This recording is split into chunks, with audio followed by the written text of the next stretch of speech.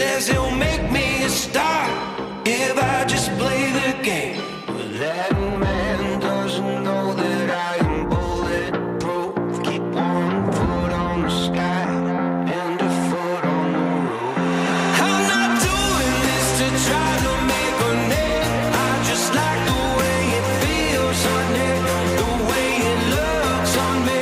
Still got the fire when you try to be a flood, 'cause I like the way it feels on it. That little rush, rush, rush of blood. I hear your secrets, I know your plans. Ain't no way out without your blood on my hands. I taught the demons how to scream your name. They always save the best for the businessman. I'm not doing this to try to make a name. I just like the way it feels on it, the way it looks on me. Still got the fire when you try to be a flood, 'cause I like the way it feels on it. That little rush, rush, rush of blood.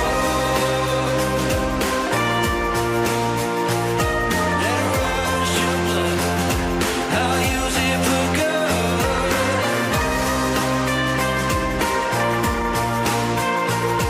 That rush of blood, I'll use it for good. Throwing hundreds in a Hello, hello, hello. Welcome to the midweek show. backseat drive. Hope you're all doing well, guys. Thank you very much for tuning in. Great to see so many names in the chat. Waiting for the stream to start today. We were just waiting for a bit of rain just to pass through, which it did do quite quickly, to be fair. Yeah. Literally, guys, it's quite funny. We'll show you a view of Southside. About 5 minutes ago, we couldn't even see the south runway. Yes. So it was worth holding on just for a few minutes, but now it's completely clear. But Singapore took off a few minutes ago. We couldn't even see it. Yeah, So, it's ridiculous. Very strange. But welcome in, guys. Hope you're doing well. Thank you very much for tuning in today. And we did have some support coming in right at the beginning of the show. And I'll say a thank you to you guys. It was a brand new VIP, Jan Anderson, getting involved. Thank you very much, Jan. Appreciate that. And Nick Brown returning to Premium Economy. Thank you very much, Nick. Amiman Travels for 14 months. Looking forward to seeing this today. Thank you very much, dude. And two brand new VIPs, Clive R and Lynn Gator, becoming brand new VIPs. So let's get some welcomes in the chat, guys, for the new VIPs and for our recommitting VIPs. And we'll give you all a bing bong as well. I'm just going to quickly sort an audio thing out, guys, and then we'll get cracking. No stress. Got this Logan Air ATR 72 getting loaded on there. You see at the rear there, the stairs are open. One of the best things about these Logan Air ATRs, or ATRs in general, is you don't need the sort of special fitting on the Boeing 737s. That means that they obviously can have their own steps, and it saves a lot of time, saves a lot of money in the obviously not needing steps at the airports. We just had another brand new VIP as well. Patrick Hazard just joining Premium Economy membership. Thank you very much, Patrick. Cheers. Morning, Jen. Hello. Hello, thank you for jumping on yesterday, Jen, by the way. Good Yeah. job spinning the Gonna wheel. spin the wheel a couple of times for you guys. Why not? Who tuned in last night to the charity prize name draw? Obviously, we drew the names for all the charity prizes for this fundraiser just gone.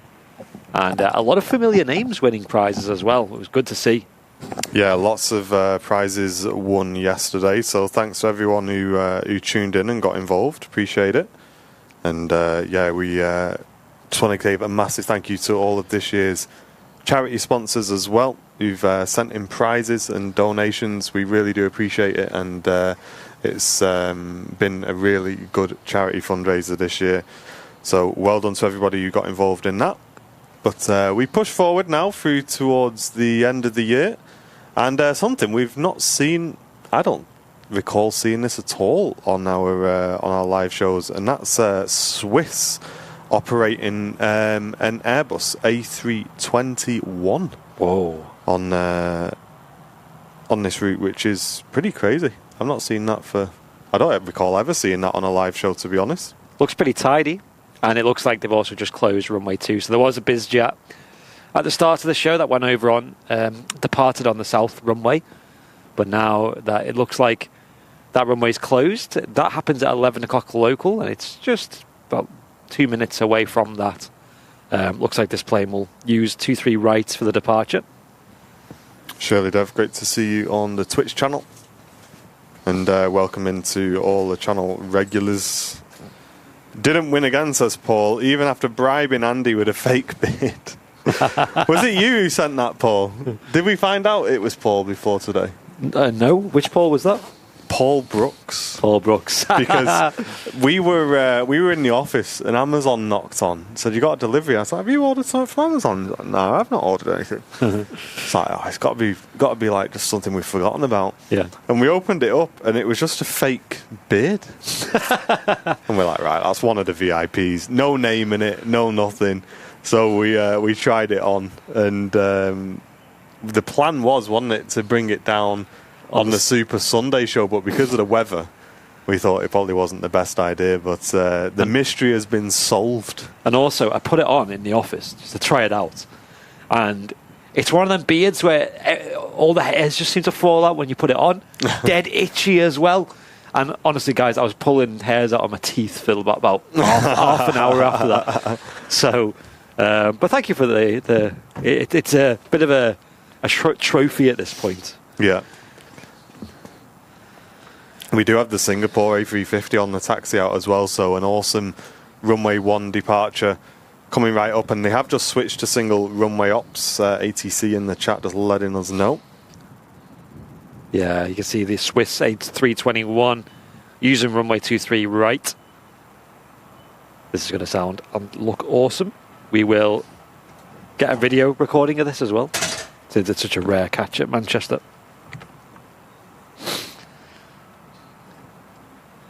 A little bit overdressed today. I've brought so many layers. I thought it was one of them mornings where early morning it was super windy, cold, wet.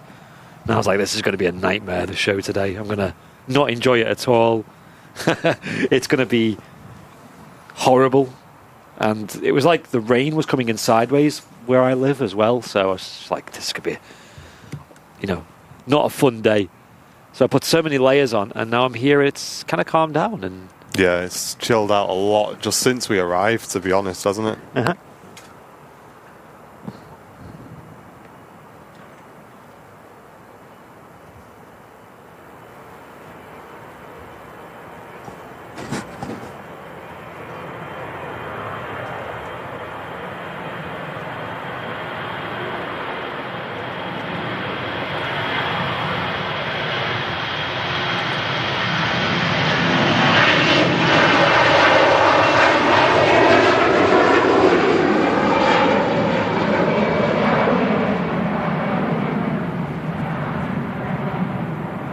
But it is going to be a spray show, we think, guys, with the weather today. Most likely. Awesome to see Swiss using the longer aircraft today. Of course, they sometimes send in the A220s. So it's nice to see the difference there. Malcolm saying in northern France it's 8 degrees and feels freezing. Yeah, it's getting to that time of the year, I think, where its temperature's going to go down. I was saying to Jen on our walk the other day that I don't mind it as long as it just stays snow. We'll definitely have a bit of snow. Yeah.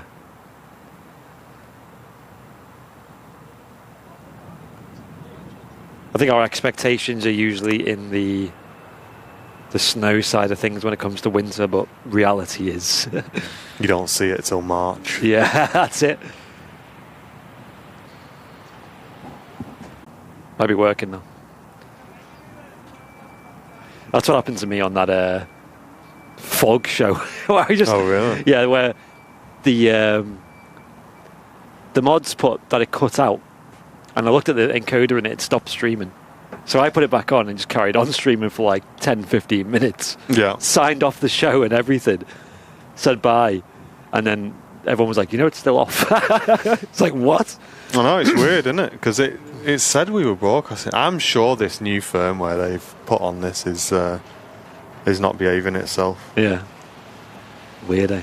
Weird stuff. Weird champ.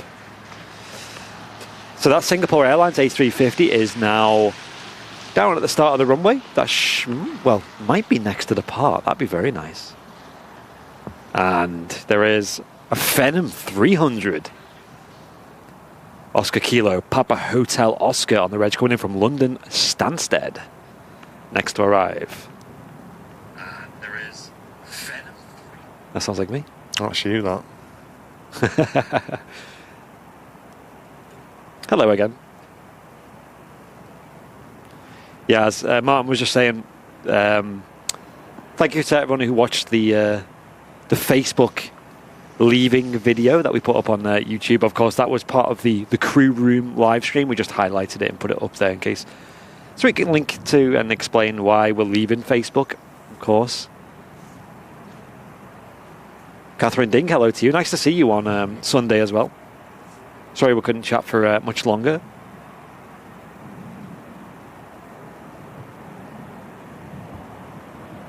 And Adrian Whitehead, welcome back for 17 months of membership to the channel. Thank you very much, Adrian. A380 is going to be awesome. I agree. I'm super hyped. Here's that Phenom 300. Nice, small executive jet. Coming down with a bit of a bump.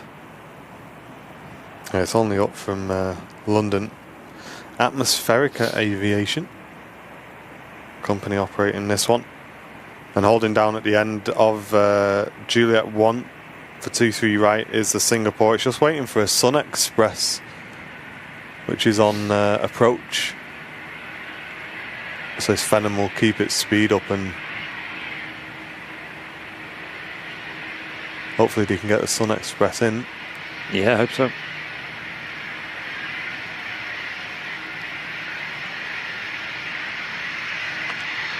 Yeah, just about. Same for Mantalia. 737 MAX 8. Jody, good morning to you. And Bevster as well. Jeanette McKenzie. Hello, everybody. Jenny Watts is in the chat as well. Good morning. White beacon flashing on the Phenom.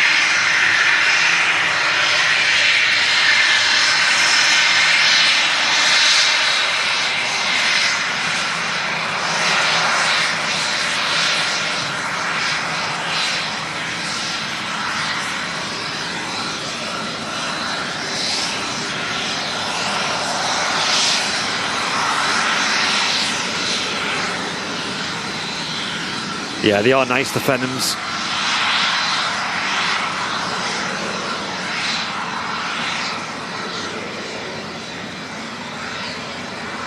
Really, really nice. Yeah, it was nice to see plenty of you on Sunday after the Sunday show. Yeah, thank you very much for coming over and saying hello. Apologies I didn't have too much time to stay on Sunday, but it was great to see you all there. And the Singapore lining up next to go. Amazing. The A380 is already delayed. It's not even arrived yet. This A350 heading off to Singapore. It still says estimated 1:10, so hopefully it'll leave about 1:30 today.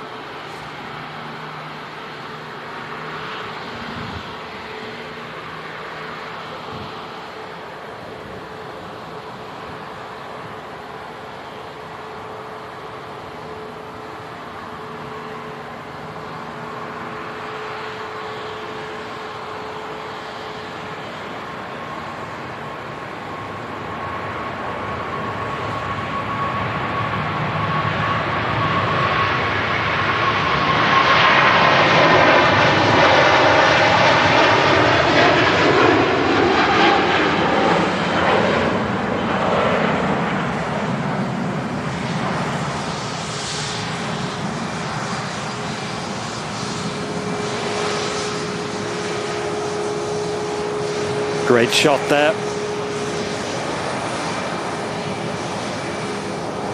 On this damp morning at Manchester Airport. Someone, I don't know who someone called Laurie M has just sent me a friend's request on Discord. No idea who that is. I couldn't reject that. No idea who that is. Who is that?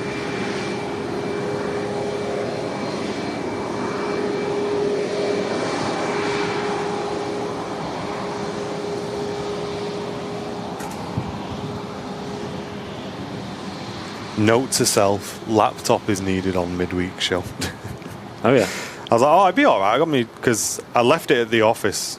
So I've literally just been like an Amazon employee for the last 2 days, shipping orders, and I use the laptop for shipping orders. And I left it there by accident yesterday, and then I got up this morning and thought, oh, you know what? I'm not going to drive to work and get the laptop. I'll be all right, man. I just got my iPad and my phone. Yeah, need the laptop. Definitely need the laptop. To be fair, it's a good job he didn't, because I went to the office this morning and them temporary traffic lights are not it. What, there's temporary traffic lights there? Yeah, nearby, and it's one of them where it gets very busy and very slow. Gosh. So I was going to go back after the stream today. Yeah. I think it might be better by then. I guess I went in the morning. Is that on both sides of the road, or? I think so. Yikes. Is that beardless man there today? Yeah, Ben. Yeah, he's following me around everywhere. I don't know who he is. I just started picking up the camera and pointing it at planes, and people seem to like it, so I guess I'll carry on doing it, right? Another BizJet coming in. This is a Cessna Citation XLS coming in from the long flight all the way from Liverpool. Wow. Shout out to Liverpool Airport for sending in the merch kits that we drew on the giveaway draw yesterday. Yeah, thanks very much, guys. My dad was a little bit disappointed he didn't win the pen this year. Oh. It's the only thing he wants to win. I think he's got to be Manning's best customer now.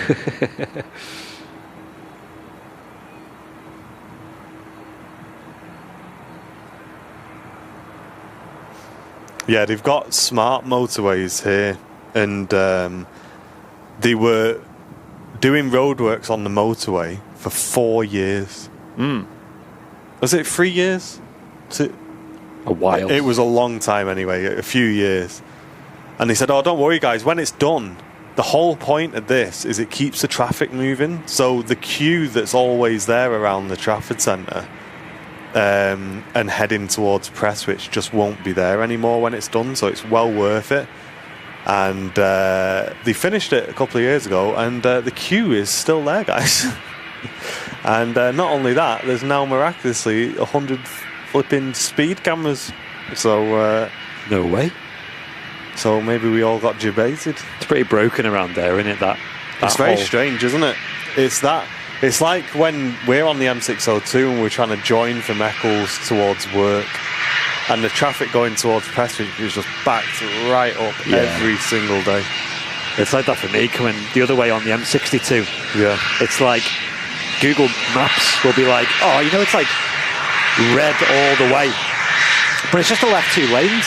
Yeah. The right lane is like empty. That's what I mean. Everyone's going, it's always towards Prestwich way that it backs up. Yeah. Jeanette McKenzie, thank you very much. Gifting 5 Airliners Live memberships to the community. Wow, thank you. Cheers, Jeanette. And Graham Nutt, welcome to Premium Economy. Thank you very much, Graham. Peter gifting an Airliners Live membership as well. And Mr. Pingu also gifting a membership. Thank you very much, guys. Really kind of you there, gifting memberships. And Peter Carroll returning for 20 months, saying, good evening, Martin, Andy and the mods. Congratulations to all the prize winners. Thank you very much, guys.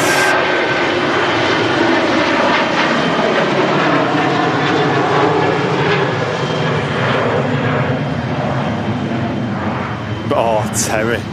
Mate, I heard about that. My nan was telling me about it. What is it? So, you know, in Wales... Yeah.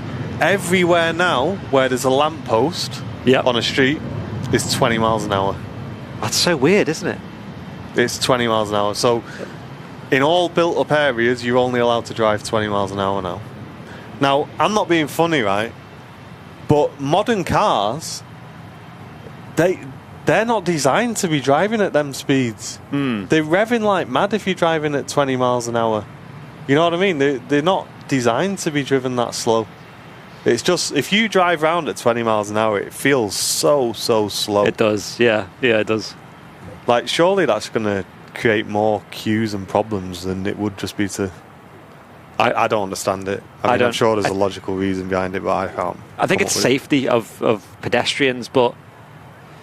Mate, I'm not being funny, mate. I used to play Kirby all day, every day. Football with 3 of my mates on the road, on my mate's road, and if there was a car coming, we just went, car, like this. Yeah. And everyone just got out the road. The thing is, like, if it is a built-up area with lots of parked cars and kids playing, people don't drive 30 anyway. Like, you wouldn't drive right on 30 mile an hour. Well, exactly. You'd My slow road down. is like a T-junction road, so you can't go through it. Yeah. And when I get on that road, it's a 30 mile an hour road, and I don't drive 30 mile an hour on it. Yeah. Weird, isn't it? Very strange.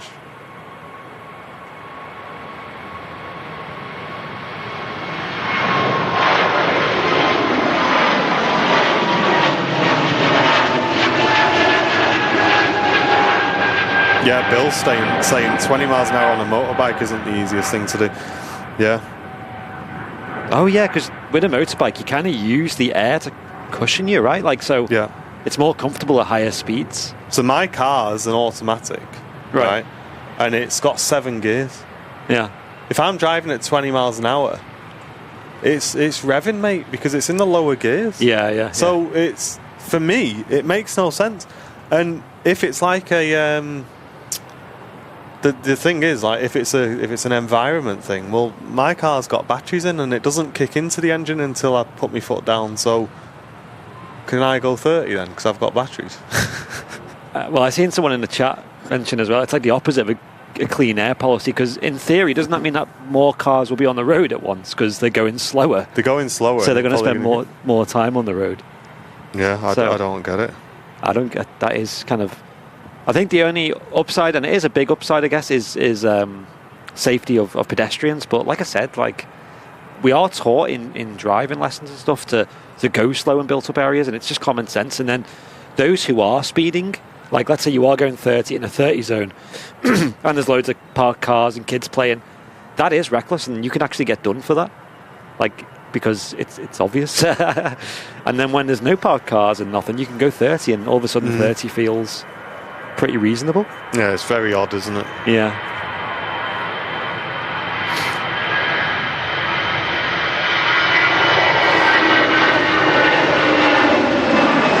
As appealing as possible. I might need a new cable on this. That just caught up for a second as well. I'll just grab a new one. Okay. Yeah, I think so too. I mean, yeah. It's a bit like clean air zones, like what's the one in London, the ULEZ? Yeah. Where it's a clean air zone, but it spans to the countryside. It's like, why is that there? It's the countryside. Yeah. Isn't the whole point, like, to relieve congestion in the cities? Right, I'm going to swap this cable. I'm not sure if it is this one that's buggy, but I'm going to swap it. Okay, stand by, guys, while we do it. Yeah, my mum lives in Wales, so she was telling me, and my nan as well. So all it is, right, in the UK in general, in England especially, you know, if there's a urban road with lampposts... Just like, 1 second, has the stream stopped again? Is it? Are we back? No, we were swapping a cable, guys, but has the stream actually stopped?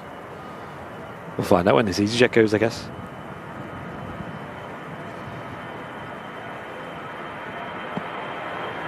Back now. Yeah, we did say we were swapping a cable, guys.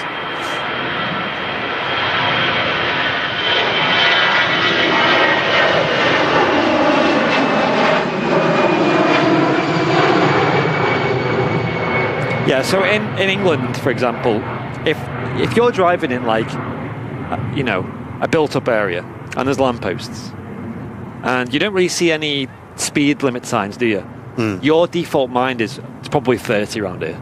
Yeah. Whereas in Wales, the default is now 20. So unless it's signposted otherwise, but just like in England, they will signpost that it's 30.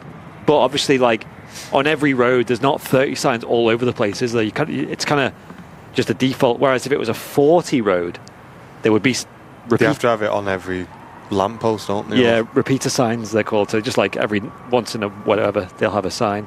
But 30, they don't have to do that. Yeah. Because that's like the default. So it is strange. Okay. Yeah, I'm curious because it just seems over the top to me, I think.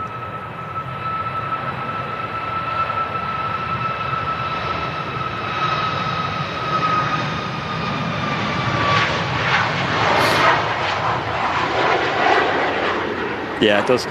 The thing is, though, I guess, with North Wales, how often are you actually at 30 miles an hour? Because from memory, there's a lot of like rural, isn't there? And you're at like national speed limits or 50. So I think it might not actually be as significant. Obviously, if you live in a big city, right? If you lived in South Wales, like Swansea or something, I assume that's probably going to be a huge difference. Yeah, crazy. But I mean, like I say, we're just giving our opinion, guys. There may be an extremely logical reason behind it, but no one's told me yet. It's not. It's down to the councils to change it, is it? Really? Well, hopefully it doesn't happen here. Around Harden is now 20 miles an hour. Oh, that's interesting, isn't it? Yeah. I'm curious to see that.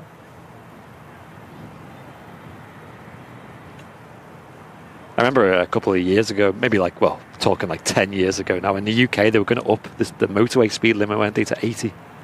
Yeah. That is pretty quick. But round ours now, they've actually reduced it to 60 for clean air zone. Oh, yeah. But again, not sure the logic of that. I don't get the logic either, because... Yeah, surely if you've got a diesel car, I think it's over 50 miles an hour, your DPF kicks in. So I mean, I'm baff, mate. I don't know. I found it interesting in America because in the US, the roads are so big over there.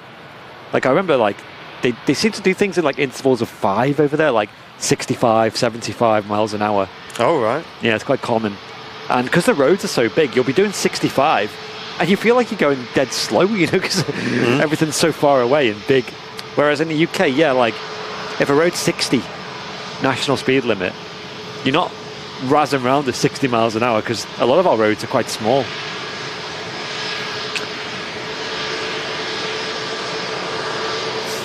The estate where my dad lives is 20. Yeah, I mean, I get it for estates. Yeah, my house is 20 as well, but yeah, estates make sense, but this is like all roads in built-up areas, which is like through roads, everything. Yeah, mine's 20, and you wouldn't do more than 20 on my road. There's like kids playing and parked cars.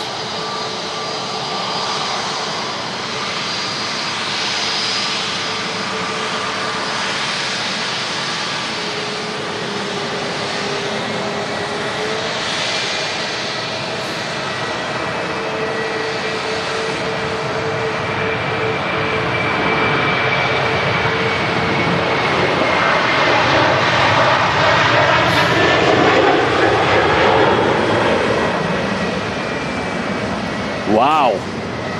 That was awesome. That was a really shallow rotation. Yeah. Aer Lingus heading out to Bridgetown. That was great. Yeah. Who knows on iPad, guys? Who's going to help me out in the chat? How you do like split screen on an iPad? Oh yeah. Who knows how to do that? Let me know. I can do it on Android. A380 on a 9-mile final. It's just becoming visible now behind this ATR, actually. Nice. I seen Rupert put in the chat. Royal Society of the Prevention of Accidents states that you are 5.5 times more likely to die as a pedestrian if the speeds are between 30 to 40 miles an hour than 20 to 30. But surely that means that the issue is people speeding, not people going 30. Because, like I said, at a 30 zone, you're going lower than 30. So, and if the issue is between 30 and 40, of course, like... Yeah, if people are just speeding, just put more cameras out. Slow them down. Yeah. Or in I know the Netherlands, they do a lot of like traffic calming measures, you know, like interesting road designs. I know that's probably expensive, to be fair, but... They're getting crafty here around the airport, you know. You know, in the tunnels that go underneath the runways. Yeah. The last few times, mate, police have been hiding in the little entrance to the tunnel. Yeah. So that as you come round the corner, they're ready to zap you straight away. I mean, I'm always chilling with my tunes on anyway, so I'm always in the inside lane, just like autopilot, 40, 45, something like that. But there's guys that always like zip past me. Yes, yeah. And, they're going to get caught out. They've been there the last few times as well, so it's obviously a good little camp out. The one I see people getting caught on is on the M56, just near the airport, just before the junction I get off for the RVP. Oh, right. And it's a smart motorway, and when it changes to 60, for some reason nobody slows down, and you see the camera just flash, flash, flash. You're like, whoa. Well, that camera on that smart motorway has been flashing even if you're in the wrong lane. The wrong lane? Yeah, so you know if you're like lane hogging. Oh. Because that's one of my pet peeves, that people driving in the middle lane. And if you, when they're in front of you, if they go through a speed camera, there's no one next to them. It flashes them. Wow, I didn't know that. A380 in view in the Smarties livery. They've actually got an ATR out in front of it as well. I didn't realise there was enough time for that. Awesome. Oh, wow, yeah.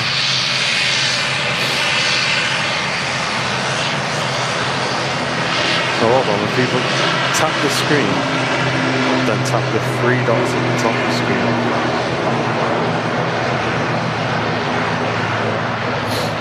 That's what you do on Android, isn't it? Oh, no way, it worked. Chat. Look at you with your two. Mate, look at me with my two screens. Radar and chat. Wow. You guys need to get on this. This is going to kick up a big spray. I'll get a nice wide shot for you folks. Special livery as well. Emirates Super Jumbo.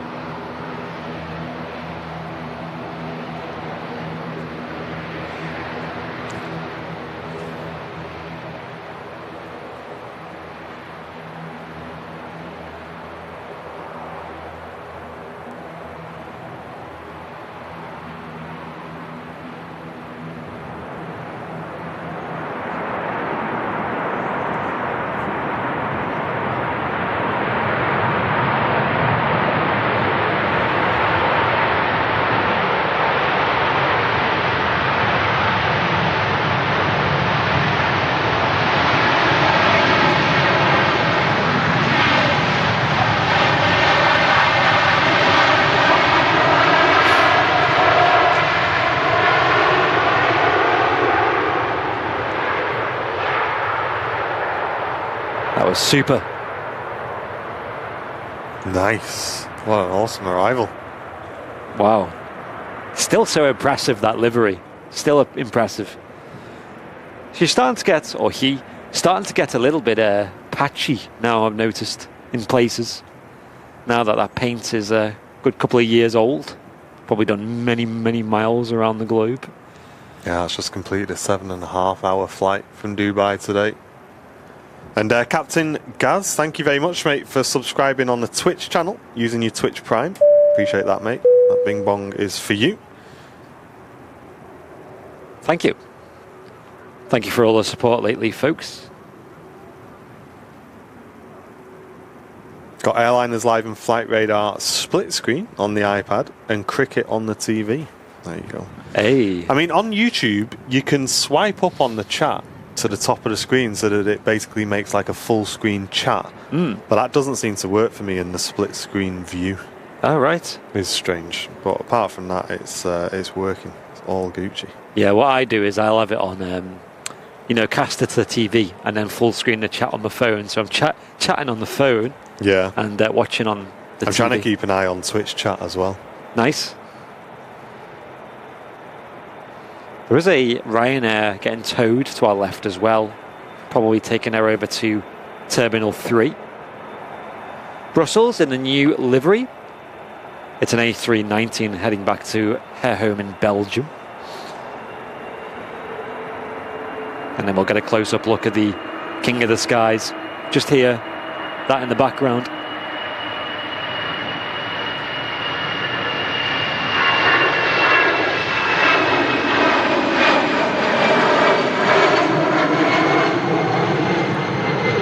nifty plane. We've mentioned it on the stream before, but Brussels actually have Neos being delivered at the moment. And man, in that new livery, the A320 Neo does look gorgeous. Does it? Spotty? Yeah. Have a quick Google. It looks really smart for some reason. Okay. I don't know if they slightly changed the spots and stuff to make it a bit neater. Gotta have a look at this. It is weird how like the A321 or 20 Neo with the mask design and stuff can make a livery just so much better. Like we seen on the weekend the Egypt Air A321 Neo, and that was gorgeous. Like really, really nice. But I think these Brussels Neos are pretty new, so we're not seeing them at the moment at Manchester.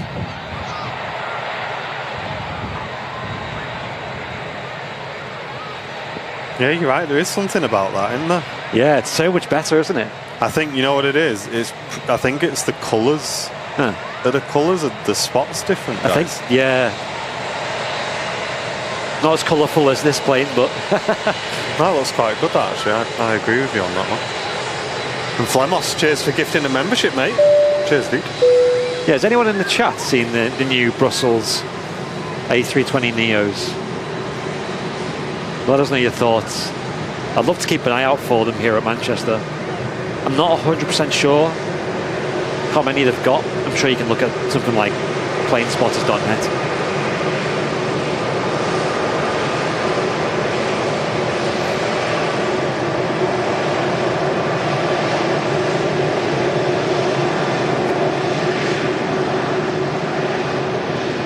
Emirates, be part of the magic. Destination Dubai. Super colourful special livery. Honestly, I can't think of a more colourful plane, especially on the Super Jumbo.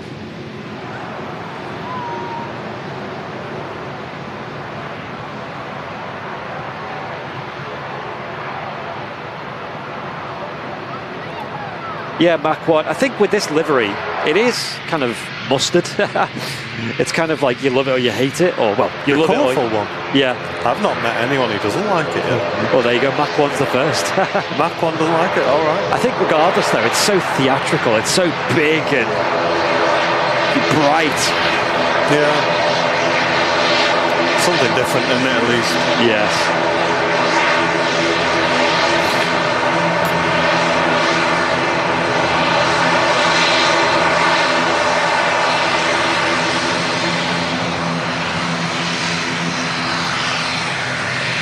ATR 42, little diddy plane. Yeah, let's catch that, shall we? I assume that's in from Aberdeen. It's not on radar. That usually runs the Aberdeen route, I think. I think that Emirates Dubai Expo or Destination Dubai livery, though, is one of them where when they disappear in however many years that is, you look back at it and be like, wow, that was good. Like, and future generations will be like, oh my gosh, planes look like that. Owen just with the info saying on the Discord server that they've changed the colour of the spots with it being an eco-friendly aircraft, so the colours have been changed on the spots, and to be honest, isn't it funny how much just a little colour change makes a horrible livery look a lot better? Exactly. It's a bit like these BA aircraft on the new Neos. Like, I don't know if they've changed the colour or because they're newer, they just look a bit more shiny, a bit more polished, and it just makes a world of difference. Did they only use one airport at a time on Manchester? No, so they do have 2 runways in operation, but during the winter, through the middle of the day, it's not in use, so we just use single runway ops. Lots of support coming in though on the YouTube channel. Let's have a quick look, shall we? We had Malky Stoddart gifting a membership. Thank you very much, Malky. Really appreciate that. Roy also gifting an Airliners Live membership. Matty Smith and Paulie D. Wow, also gifting memberships. Thank you, guys. Yeah, lots of people supporting the channel today. Thank you very much.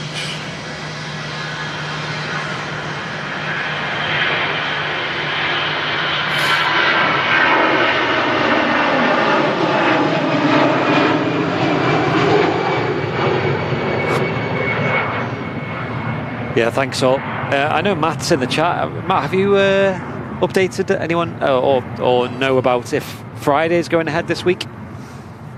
Let us know. I'm driving down to London on Friday, so I'm not going to be available, FYI. Yeah, I should be around. But I think we can just leave a lot of stuff here as well. So don't forget, I need to give you the key. You know what? I'm going to take it off my keyring now. Okay. I'm going to forget otherwise. And I'll be in London and you won't be able to get in here. You drive down to London and get the key. yeah, Matt, I'll see you in 4 hours. Do a stream from Heathrow while you're down there.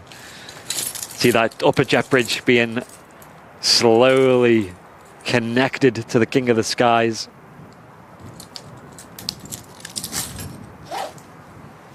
There you go. Do that ASMR key then.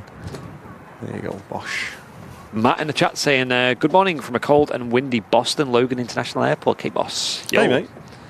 Yeah, a couple of our viewers are from the East Coast over there and saying that it's getting real cold over there. I remember last year, I'm sure it was Boston, or just that neck of the woods, people sending us photos of like the heavy snow you guys get where the cars that are parked on the road just look like igloos because they're just like completely caked in snow. When we went, it's like 6 foot of snow. Wow. It was absolutely crazy, mate. That's mental. We just do not get that in the UK. They had an outdoor heated pool as well. Whoa. So you just got in your swimming trunks, leg it from the hotel. Wow. Going down the path, there's snow all the way, and you just jump in the pool and it's red hot, and it's like, right, that's all right, I made it. That sounds glorious.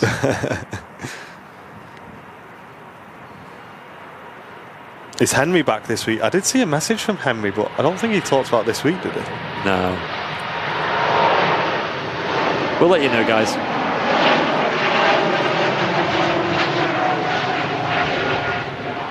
Helvetic E2 jet. My dad's one of them. I think you've done this before, Martin, where he likes to go to Scotland every year. He doesn't go abroad, my dad. Scotland's very much his thing. He also goes to a place, I'm not sure where it is it in Wales? Shell Island. Oh, right. He loves I've not heard there. of that. No, I think that is. Does anyone in the chat know where that is? And it's quite notorious because I'm sure you can only get on and off the island during certain times of day because the actual tides come in and out and it closes it off. I'm not sure how much of that is true. But, so he's the kind of guy who would go to Scotland in the winter and get a hot tub. You know, and just sit there. Talking of hot tubs, if you want a warning from me, chat, don't book somewhere with a hot tub because you will get addicted. I'm warning you now, right? We didn't do it for years and years and years, and then when we got engaged, I saved up and I booked a place for me and Jen in Anglesey that had a hot tub and everything, so we could have a weekend and that. And ever since then, hey, I'm not going nowhere unless it's got a hot tub. It's honestly, I can't describe how relaxing it is. Just in the evening to just go for a quick dip. It's mate, it's just mega. I said to Jen, I'd rather go on holiday less times this year coming, but everyone I go to has got a little hot tub. Because this is the thing, right? Even if you book, like static caravans and stuff now, even a lot of them are coming with hot tubs now. There was a place that we stay at in the Lake District that's just sent an email around saying they've put hot tubs in and stuff. Nice. So it's getting quite popular. But they just, honestly, I just love it. Laurie saying you need a hot tub in your garden. I know. It's the best. It is the best. And everyone's like, just have a bath. It's not the same. Trust me. They're a bit of maintenance if you have them in your own house, though. I know Sam's parents has them, and just heating them and consideration of like the electricity bill and stuff. And yeah, so they need quite a lot of power. They need their own line running in for it.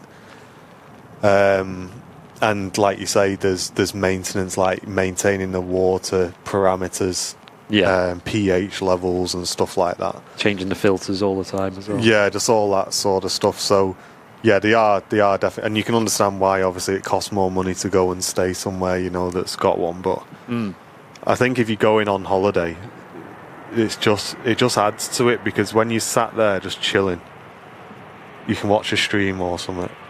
And just sit there. Have you had one? Have you been in one yet? Only a lazy spa, which I guess isn't really. I mean, it is a hot tub, but it's not really the you same. need to do a proper one. Yeah, I've never done a proper one, mate. If you can, just book a little weekend away. Right. And if you want to know like a couple of places, obviously I'll let you know some good places that aren't too expensive, and just go and give it a try. And me and Jen, most of the time, don't even have the bubbles on. Yeah.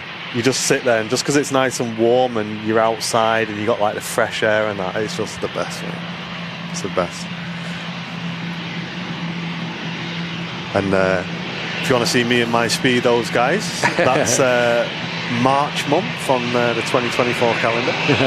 For everyone who's ordered one, that's a little surprise for you all that's coming. We didn't tell you about that.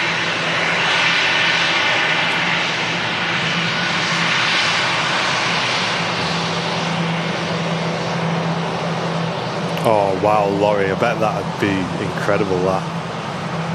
Martin provides his own bubbles. You know what you do? When the bubbles are on, it's a bit too much for me. Oh yeah? Yeah, it's not as relaxing because it's quite noisy.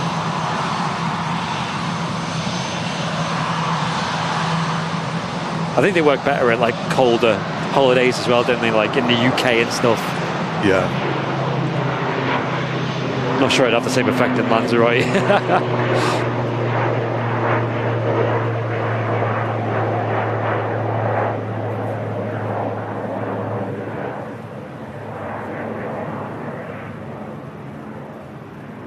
Usually when we go to like the Canary Islands in the winter, obviously it's like pleasantly warm there, sort of like 20s on the Celsius. It's like a nice temperature, lots of sun.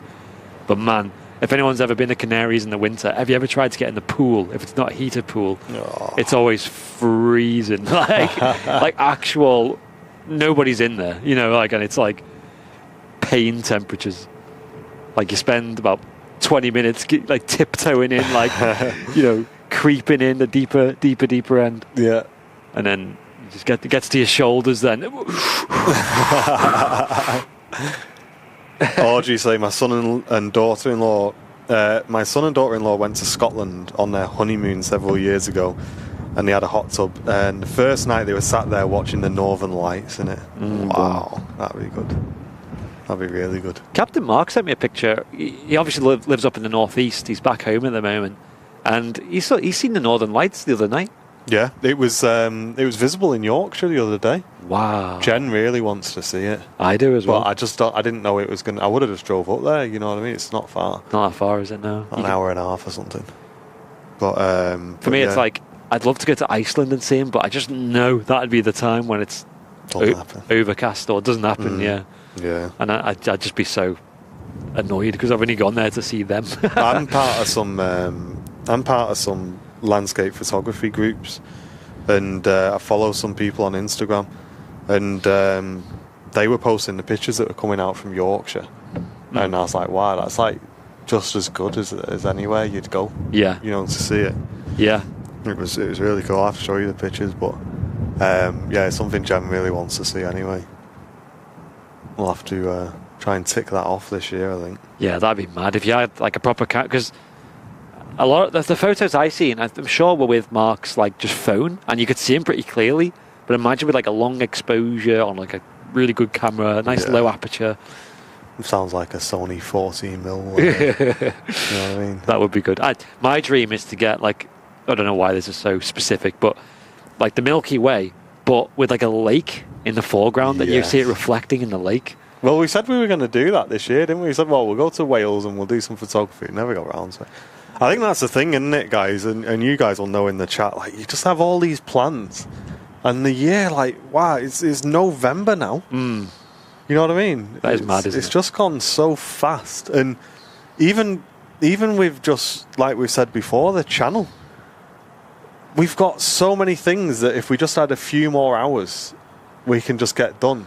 You know what I mean? There's so many ideas, so many things we want to do, and time just disappears. It's crazy. You need like a clear night with the Milky Way in the sky, no moon as well. All these things, and then you need to be free as well. All these things need to line up, and it's just so hard to get the balance right. You can't plan for these things. Like I know a lot of places in like America and Australia especially, where they get a lot more clear skies.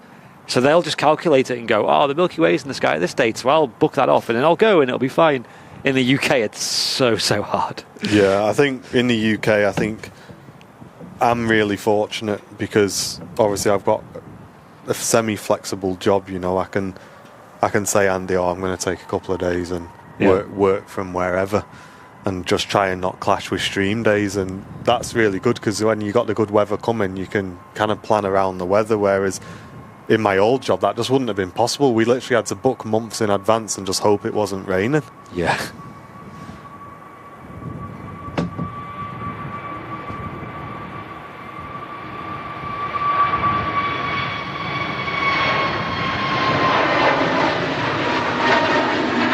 Your car special. That's heading out to Sharm el Sheikh. I seen a message earlier from Alex saying he's been to Iceland twice and never seen the Northern Lights there. Oh wow, really? Oh no. I know people who have been there and seen them there. It's kind of like one of the best places, but he says that you're better going to like the Norway or Finland. Right. Wow, really, Laurie? I noticed that. One thing I did think when we last went to Texas was when you go between the cities, like from Dallas to Houston, there's a lot of nothingness. There's a lot of emptiness. Like there's a big forest that you go through at one point where it's like 20, 30-minute drive of just trees.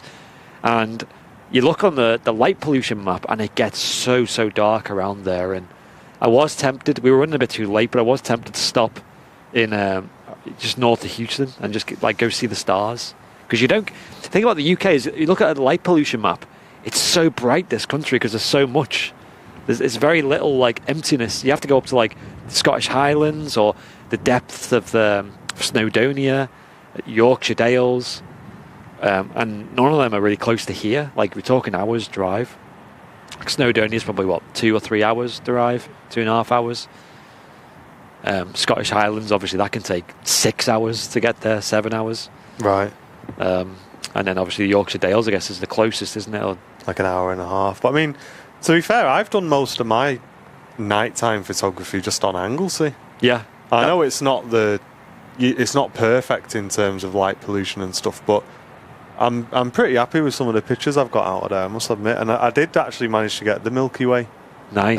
Last time I went, it wasn't the clearest, but I think with the Milky Way, unless you're stacking photos, I don't think it's really gonna pop out. I think you kind of tricked, aren't you, a little bit with Milky Way photography. All the ones that you see are definitely like stacks, aren't they? Yeah. You don't want it to look too processed as well.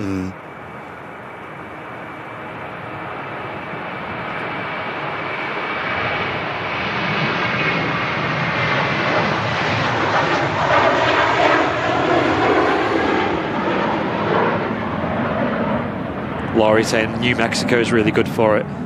Like, it blows my mind how dark the sky is in the Scottish Highlands, though. Like I said, if you just Google light pollution map, you'll see like how bright the UK is. But then, like I said, you go up to north of Inverness, and it is just there's nothing. Like you're just talking street. Like, I mean, there's nothing there. It's so empty. Like there's towns that are so far apart. But what we're going to have to do is keep an eye on Tom and Anne's group. So for anybody, guys, who's interested in sort of the night sky, or maybe trying the hand at a bit of astrophotography. Tom and Anne are involved in a really awesome group that takes place local to here, guys, in a place called Heaton Park in Prestwich. And once a week they do a get together, and if the night sky's clear, you know, if there's no clouds, they're outside with telescopes, and I went down with my camera and my zoom lens and stuff, and just have a good meet up, and they have drinks and stuff there, guys. So if you want to get involved with that, make sure you check out or have a word with Tom and Anne. There is a Facebook group for it, which I'll try and find whilst things are happening, just so I can give you the exact details. But yeah, really, really good. Me and Jen we're looking forward to going again on the next Clear Sky.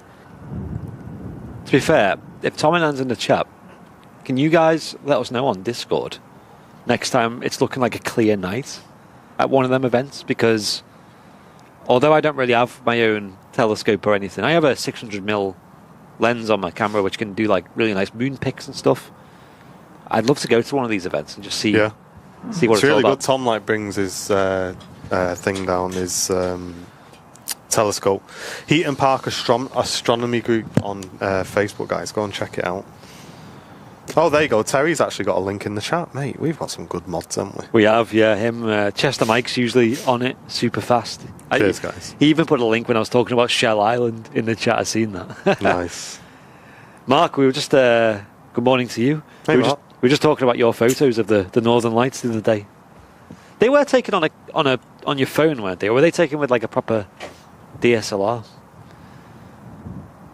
We're just saying that me and Martin have never seen the Northern Lights, and Jen really wants to see them. Mm. And as do I. It was only like a couple of years ago I even found out that you could see them from the UK. And now people all around us are like, yo, I've seen them. Virgin Atlantic A380 lining up on the runway. I know Iceland has a good airport for spotting, but there's no like good spots there to see the action. Like it's like Heathrow, I think, where there's some good spots where you see them flying over your head and stuff, but there's no like solid vantage points you can use to see all the 757, 76s. Yeah. All the really cool stuff. They were phone pics. Got some on my proper camera too. Imagine nice. like if that come off your phone. Yeah. Just that just shows how clear it was, because obviously phones in low light. If it was that bright like that, Mark, imagine if you did like a long exposure or something from the ground. That would have been crazy. Mark's into his astrophotography. Yeah, I'd have to see some of your pictures, Mark. What's that kit that you have, Mark, that you were telling me about? Anyway, Virgin Atlantic A380 next out, heading off to Orlando, Florida. Cheers, Michelle, will do. Thank you very much. Put it in the Discord, Michelle, if you're on there.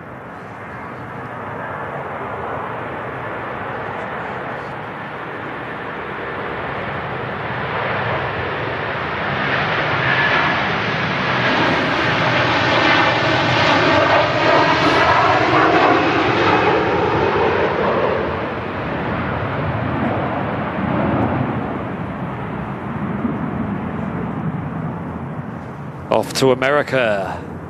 Virgin Atlantic A330 about to trek over the Atlantic. Taking that Airbus wide body over to Florida. Oh, wow, that sounds great, Jill. Sounds really good. Manabee, is that how you say it? Beach near Tenby. Oh, yeah. It's a good place. We were there on Millennium Eve, and it was fantastic. Never seen as many stars, and the Milky Way was as clear as a bell. Wow.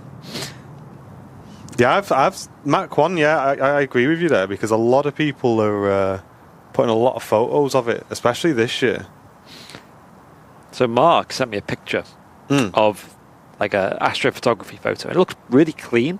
And I was like, what exposure was that? Because I usually go for like between like 10 seconds usually, I think. I think 20, you're kind of pushing it, aren't you, for the Earth's rotation. Mark gets back to me and says, yeah, that was a 5-minute exposure. I'm like, what? Oh, so he's got like a tracker there. Exactly, yeah. You said it in the thing. I use Skywatcher Star Adventurer tracker. Turns the camera against the rotation of the Earth. So the but how smooth is it? Because at 600mm, it's going to have to be... It's going to have to... I don't think you can really... Can you use a tracker at them sort of mils? I don't know. Because even like the wind... The tiniest breeze was when I was trying to get a picture of Saturn. Yeah, it was nearly impossible. Yeah. I've had that problem before as well. What's next? We got this TAP, Air Portugal, Embraer E195, going back to Lisbon. And a big shout out to Atomic's Nan Chris, who's loving the show today. Welcome in, Chris. Let's get some waves in the chat, guys. Hello. Thanks for tuning in.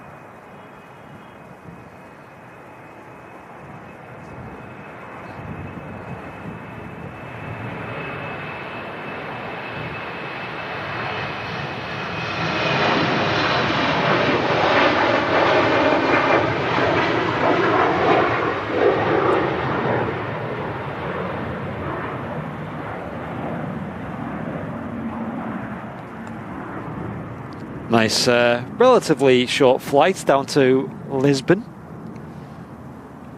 Great airport, that, especially for plane spotters.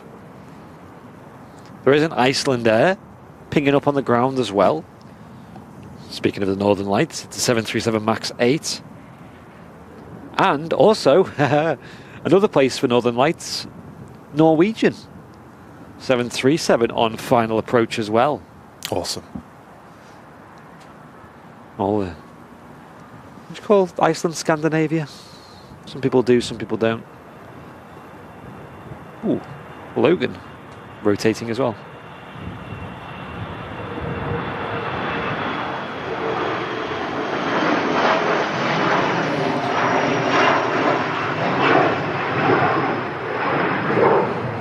And a Jumpy Trout, welcome to you, tuning in. Sat on the benches at the RVP. Thank you very much for getting involved in the chat. Yeah, I've seen a couple of people pointing at us and like looking at the phone, like, is that them? Is that them? That them boys? What are they doing up there? I've got so many layers on today, folks. I thought it was going to be freezing. Yeah, I'm just sat here in my hoodie today. It's not that bad, is it? No, it's all right. Thanks to all the mods for getting involved today as well on the midweeks. Great to see you. And cheers, Michelle. Yeah, we'll take a look at that. But talking of Airliner's live team, if we do have any coders in the community, guys, we are looking for another developer to get involved in a few small projects on the channel. So if you're proficient in JavaScript and HTML, just drop us a message on Discord. It is something that you kind of need to be self-sufficient on, really, because it's past me and Andy's kind of level. So if it's something you know, guys, drop us a message. Like I say, it does involve some JavaScript, HTML work. Drop us a message. Love to hear from you. And a very big thank you to Jeanette McKenzie with a 5 Airliners Live gifted memberships. Wow, thank you, Jeanette. Cheers, Jeanette. Thank you very much. Appreciate it. I know you donated quite a bit on the charity fundraiser as well, Jeanette. Do appreciate that. Yeah, another aircraft there on approach. I think the EasyJet is just behind the Norwegian, which will be next to land. You can see the magnitude of operations happening at the King of the Skies there. You've got the catering trucks on the right-hand side. Some of the freight being offloaded there, being lowered. And also, yeah, just a lot of bits and bobs going on. They probably would have offloaded all the passengers by now. I've still never flown on an Emirates A380, and it's kind of on my bucket list. I don't really... I know some people love Dubai, and obviously a lot of people who fly on Emirates out of Manchester are not just going to Dubai. They might be connecting and going on to places in the Far East, or even like my brother. It wasn't Emirates, it was Qatar. He went to South Africa, and he flew with Qatar over to Doha and then down to South Africa. So these people are going all over the place. Same kind of network connections with Emirates. They call it the gateway to the world, Dubai International. But yeah, so a lot of passengers, and I would love to fly this. I think it's just an iconic thing to fly the A380 out of Manchester. It's got to be the upper floor as well. Donny Greybeard, hello. Thank you very much for tuning in, watching in his truck whilst waiting for a dock. Just catching up on the show. Thank you very much, Donny. Great to see you, mate. Do we know how many people work on the A380? I have no idea. A lot. It is crazy, just the sheer amount of people kind of surrounding that aircraft and all doing their bit to get it turned around in the space of a couple of hours. Yes. Hey, nice one, Barry. I hope you have a great evening. Yeah, get it in the self-promo room, Tom, yeah. So for anyone who's interested, guys, in the Heaton Park Astronomy Group, on our Discord in the self-promo room, Tom will put a link in there for anyone who wants to come down. And as I say, guys, next time you know it's going to be a clear night, give us a shout and we'll try and get down. Also, Barry, if you I don't know if you were tuned in last night, but I think you may have won a prize if you didn't know already. Can't remember what it was though. You have to go and check. And James Fenton, thanks very much for tuning in today and joining the show with the wife in labour in Oxford. What? Let's get some congratulations in the chat, guys. Wow. Imagine no. He's like, will you just focus on me for a second? Yeah, just one set A380's landing here.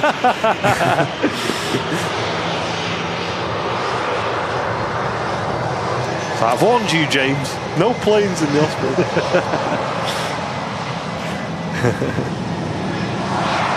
Alright, it's BRB. I just need to run to the loop. No worries, I'll jump up for a sec. Yeah, sure. I mean, there's an EasyJet on final. And then it's going to get busy then because there's a TUI Dreamliner pushing back at the moment. So stay tuned, folks.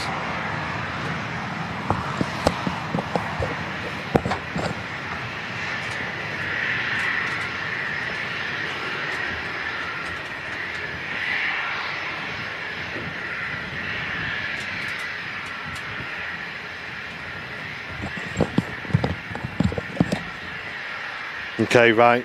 A-team's on the camera now, guys. Watch out.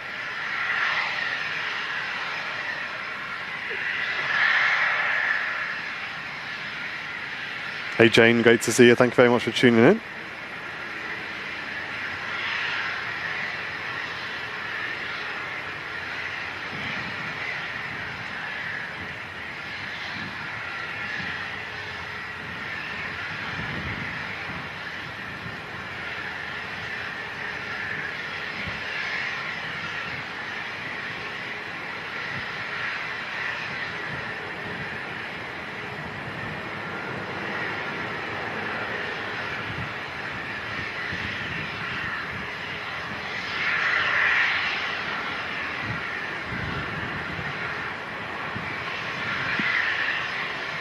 Hey Yorkshire Rose, great to see you.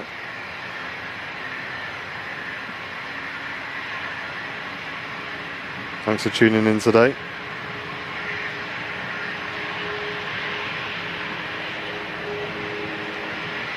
Hey, we'll have none of that, Neve. No cheek in the chat.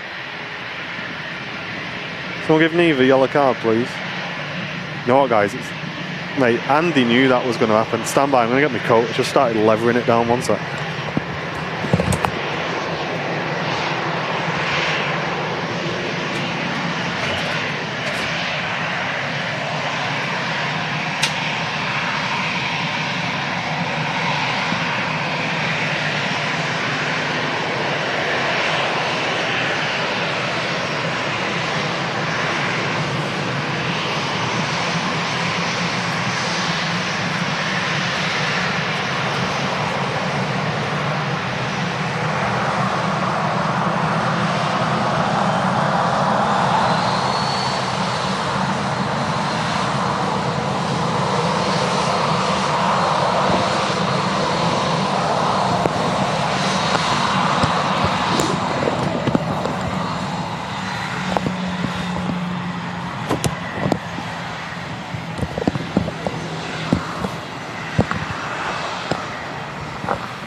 Getting me headset back on.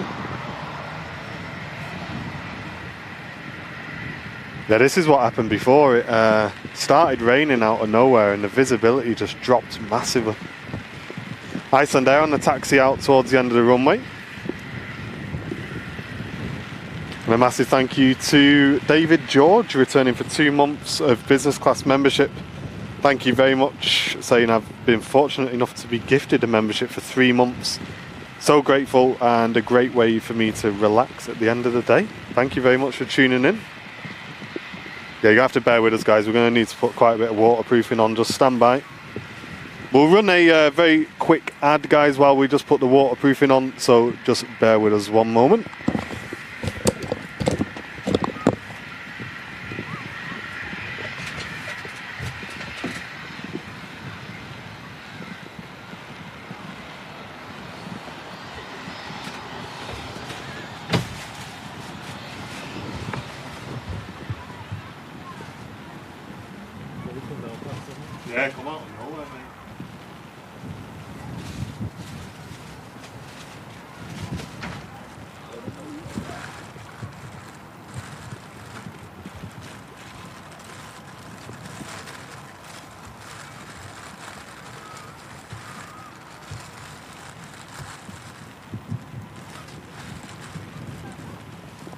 Yeah, that's that downpour's come out of absolutely nowhere, guys. Pretty heavy. There's some blue rolls. Blue roll, yeah. I'll get you some. Stand by, chat.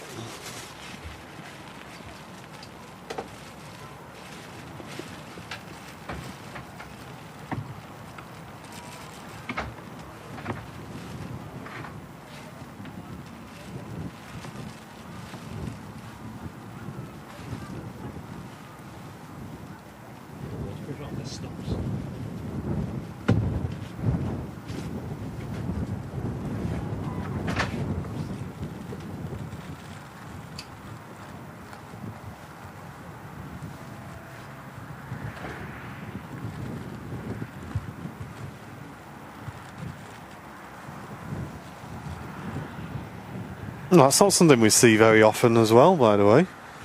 Ryanair under tow.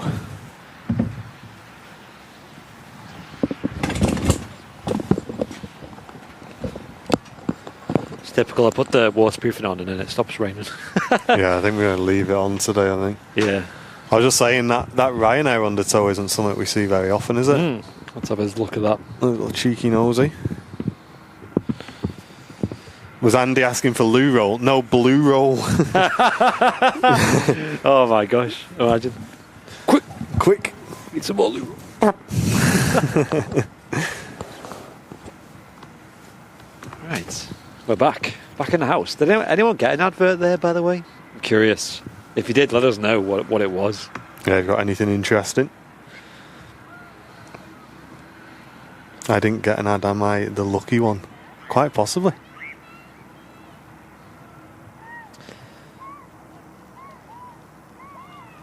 Yeah, I don't think it shows adverts to everybody. I don't know why.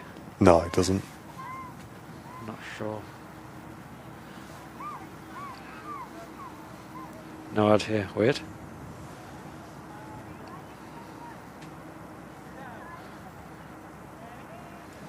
Right, I'm just getting a radar open.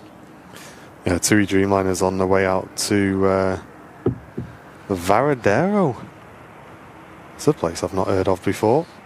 Let us know in the chat if you know where that is. And Tom and Anne have just gifted 5 memberships to the community. Thank you very much, Tom and Anne. Appreciate it, guys. Thank you. Coming in from Vienna, Austrian, flight 463.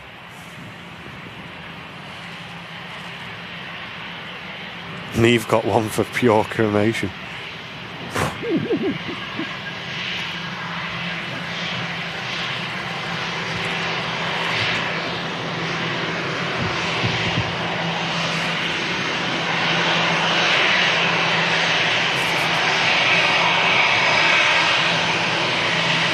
And Alison Rogers just gifted 5 memberships to the community as well. Thank you, Alison. That's so kind. Thank you. Thank you very much. Icelandairs on the roll. Welcome to all our new VIPs. Enjoy the use of those emotes in the chat.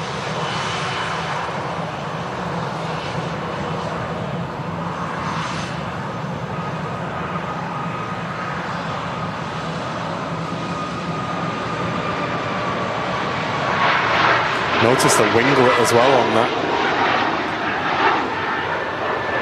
Some paint on the inside. Red on the top. Nice, Aiden. Hope you have a great time, mate.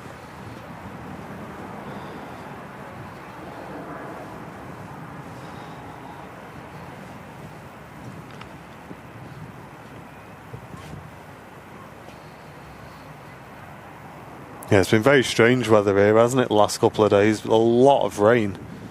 I must admit today's kind of much better than the last 2 days that we've had, where it's just been constant rain for us. Yeah.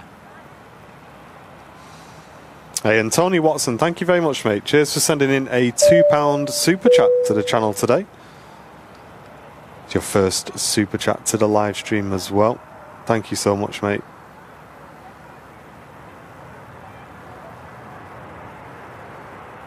Barry says, I got an advert, but it was in the chat, so I missed it. What does that mean? Wow, so you actually had an advert in the chat window. That's new, isn't it? Huh. Like a banner ad or something. Yeah. Cool. That's strange. Anybody else get that? EI6, one of the Scandinavian A320 Neos, in the very, very nice looking new scheme. Hey, Tony's tuning in from the Concord Cafe. Hey! Hey, Tony knows the best places around Manchester Airport. Amazing. Let us know what you're having, Tony. I recommend the bacon and egg if you've not had one already. And if you have had one, then I recommend 2.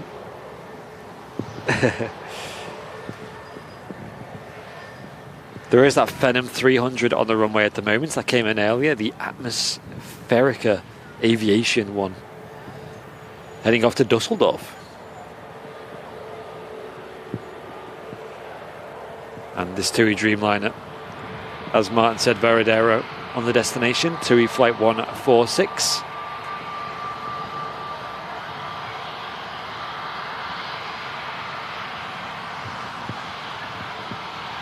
Yeah, it is brand new, the A320 Neo.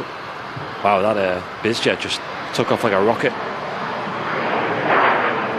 Literally directly above us.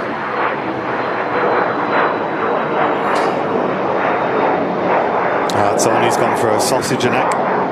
Nice. That's Matt Smith's choice there, Tony.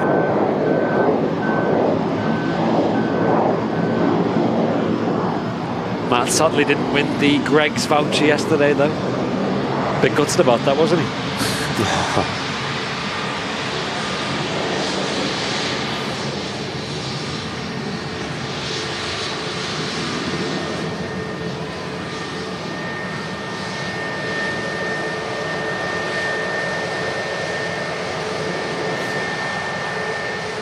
EasyJet in from Jersey, next to land. Yeah, Joan got one in the chat box as well. That's interesting. Oh. It all goes towards supporting the channel, so thank you guys. Just while we were doing a quick configuration change there, we wouldn't have been filming anything anyway.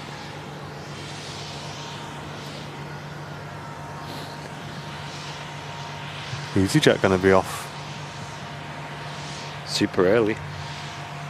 G-Sweep making the rounds. Making sure the taxiways are nice and clean. And Ronnie Middlehurst sending in a £2 donation. Thanks, Ronnie.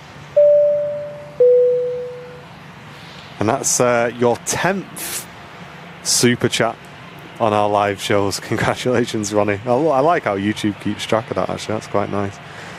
You've sent in 10 in total, Ronnie, to the channel. Thank you so much for that. Bill saying howdy, y'all. Hey, Bill. Lufthansa A321 on a 5-mile final. Cheers, Matty boy.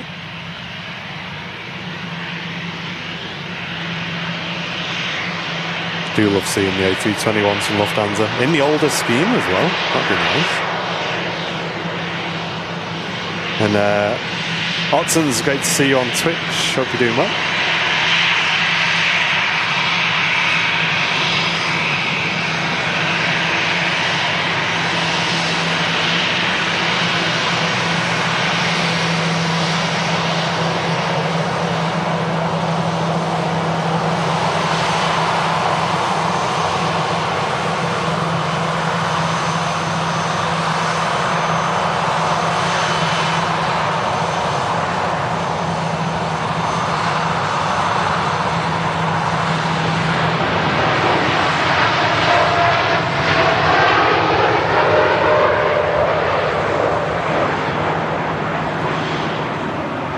There she goes. TUI Alpha on the reg. Chester Mike put a bit of information on the chat about this particular plane, saying that TUI Alpha is the first Dreamliner over winter doing a D-rated workshop service, a full strip down, refit, and a paint job as well. Oh, wow. Right, that'd be interesting. She's going to be busy then this winter. John Vogel saying thank you so much for the gifted membership, returning business class member. Cheers, John.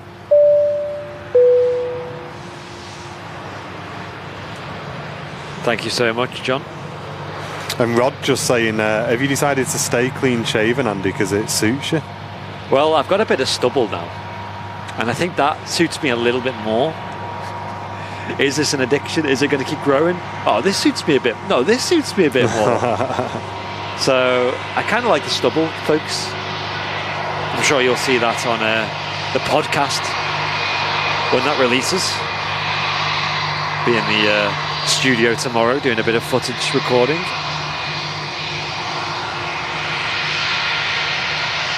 But yeah, I'm liking not having a beard, if I'm honest. More than I originally thought. When I originally shaved it off, I was like, I hate this. This is awful. Yeah, that happened to me as well, I think. Yeah, you're like... Just like, well, no, this isn't for me. Yeah. But Mate, then, I love that, by the way, that Lufthansa. it's nice. Classic winglets, classic engines, and classic livery. And Megan tuning in, watching aviation whilst working in aviation. Thanks, Megan. Hope you're enjoying the stream today. If you're a new viewer, guys, say hello in the chat. We'd love to welcome you into the community. There's over 1,500 live viewers currently watching on YouTube. Let us know how many viewers we've got on the Twitch channel, guys.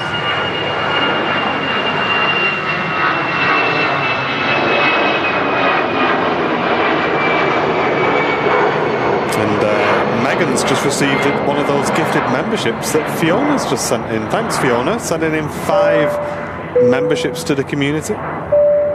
Cheers. That's very kind of you. Thanks, Fiona. I seen a message from Jan saying, what a good video quality. Nice live stream. Thank you very much. Appreciate it. Yeah, we're streaming in 4K today, as we usually do. So if you are watching on a higher resolution screen, maybe a 4K TV or something. On your phone these days, they're usually 4K, aren't they? Yeah. Make sure you turn the quality right up to really enjoy the higher quality. YouTube won't automatically do that on some devices, guys, so just make sure you click the settings cog and then just go into the picture quality settings and make sure you've chosen 2160, which is our highest resolution that we're offering to you today.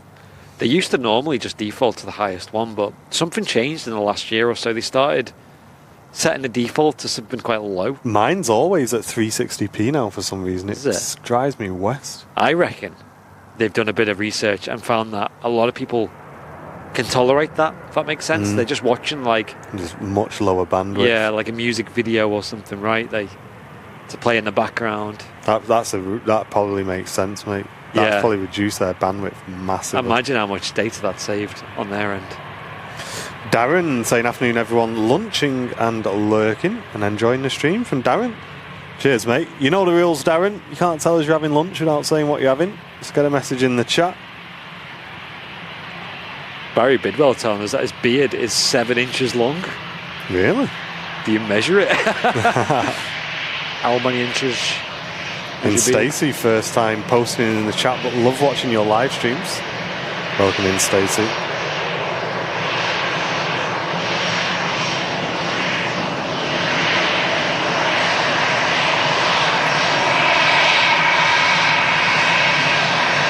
There you go, Helen. Much better picture now, isn't it? Hey. There was a time when I had quite a long beard, and the problem is my beard does what my hair does on my head. It just gets very messy. Like, there's no way to have any semblance of lusciousness to it. It just gets very, curly and just looks stupid. And news in from Mr. Matt Smith. Yeah. He will be doing his show on Friday, guys. Hey, wonderful. That's like every single Friday he's hit. So yeah, tune in from Friday. Last time he started at 11, similar to today. And to be fair, that is a really good time to start the show. So if he can confirm what time we'll be starting on Friday. But yeah, do tune in on Friday for Matt's regular live stream on Airliners Live. Pretty much every Friday so far he's been doing, but they are subject to his schedule, if he can do them or not. Yeah. a lot of you guys really been enjoying them as well. So thanks for everyone getting involved and supporting Matt's shows. And thanks to anyone who went over to the Simulate channel to watch Fezzer live over there. We were talking a little bit about him becoming partnered over there. So when you become a YouTube partner, you unlock things like emotes in the chat, memberships, and obviously like donations and stuff. They were lacking on Monday's show. He needed like 400 watch hours to become partnered, and allegedly he hit that. So yeah, thanks day, everyone. Any day now, that should become a partnered channel, and he'll get some emotes over there, and hopefully it'll be very similar to here on. Yeah, I'm looking forward to. I think John's going to use like a couple of our default emotes over here on YouTube, but I'd like him to do like a few of his own emotes as well, and yes, like really just see what he can come up with on that. Yeah. Jack's having chicken and rice, and it's not burnt this time, says Jack Rolls Aviation. Great job. Well done, mate. So you're getting better, you know what I mean? The more time you spend with Airliners Live, we're going to have you on MasterChef next year.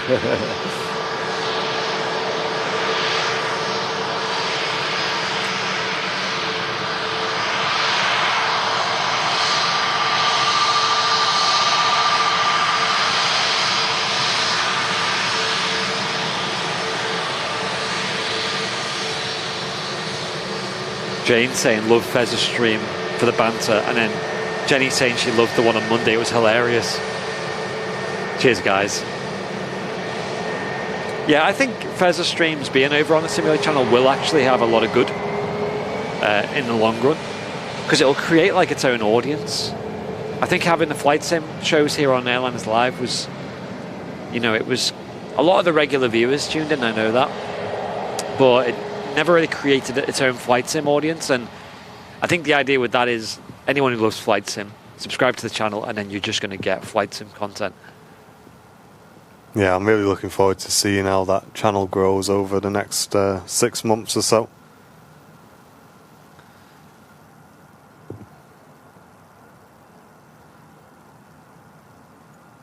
Why is there not a capital E in EasyJet? I don't know, Richard. It's some marketing reason, I guess. Same as all the Easy Group businesses. Easy cleaning, easy coffee, easy dog walking, easy pizza, easy hotels, all real things. There might be a video somewhere on YouTube explaining all that.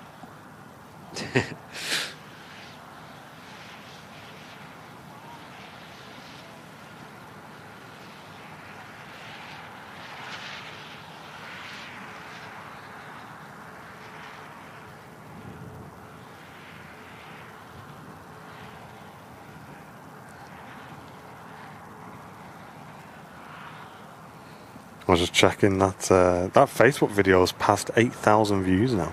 Wow. So it's pretty popular. Easy, son. Easy fun. Both Loopy and ATC said that.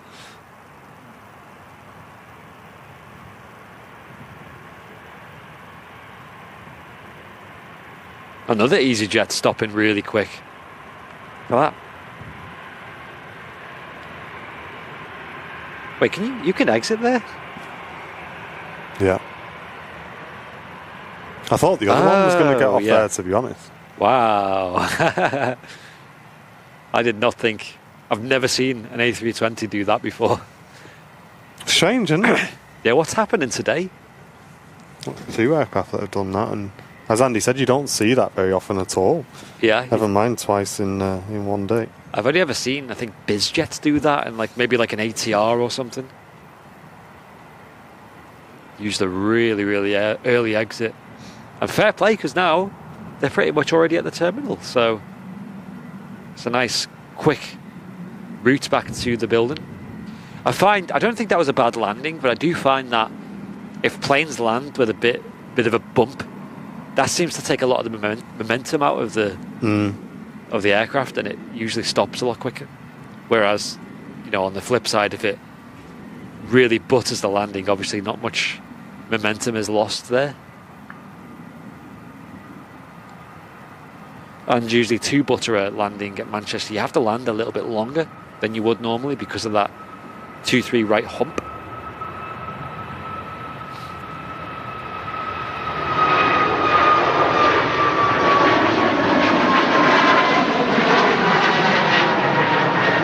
The Sun Express 7-3 heading out to Antalya. I'm just following that in to land from Faro and EasyJet Neo. Oh, Captain Mark just letting me know, and actually it makes sense now that you look at it. It's only coming from Bristol, so it'll be empty then. It'll be empty. Yeah, good point. Yeah, he's in the chat, just letting everyone know. Nice. The Qatar triple's not far away, guys. Either should be arriving with us in 20 minutes. It's already on the descent. And for anyone up in, I don't know, like the Peak District area, there's currently 3 F-15s low level. So some people are going to be treated in that neck of the woods shortly. Yeah. That's awesome. Anyone on Flight Radar having a look at that? I was watching a documentary the other night about the F-35. Oh, yeah. And why it's such a strange shape, because it looks kind of chubby, doesn't it? It's like very bulky, like unnecessarily, but it's all to do with radar avoidance, isn't it? Because if you've got an aircraft and it has like a very flat surface, a radar signal will just bounce off that and go back to the radar, whereas if they're all at really weird offset angles like on the F-35, radars don't work anywhere near as effectively, so it's effectively a stealth fighter aircraft. And I think radar will still get it, but just at a much later time. You know, it needs to be a lot closer. The technology going into these modern fighter jets is just insane, though. It was one of the documentaries where, because there was so much impressive and really advanced tech it was trying to explain, a lot of it just goes over your head, you know, like all the materials they use and the shapes and colours. Time spotter, that's a good point. Saying I've been watching for over an hour. I don't think I've seen a Ryanair yet. That's a good point, that, you know.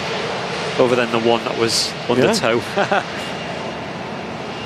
That is strange. Usually Ryanair is like every few minutes at Manchester. No Jet2 as well.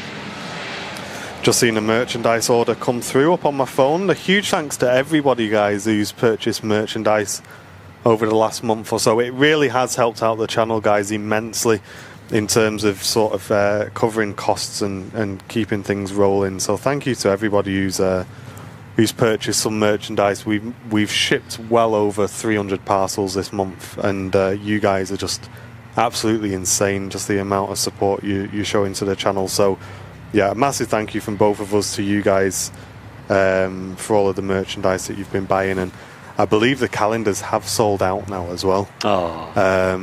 Although there will be a couple that will be coming, just because I always hold a few back in case any get lost.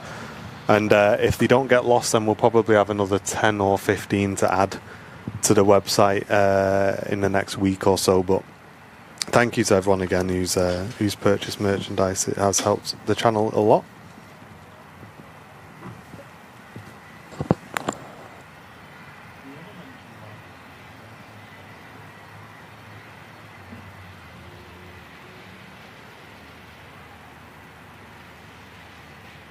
Yeah, it'll be if you've got the alert, Jeanette.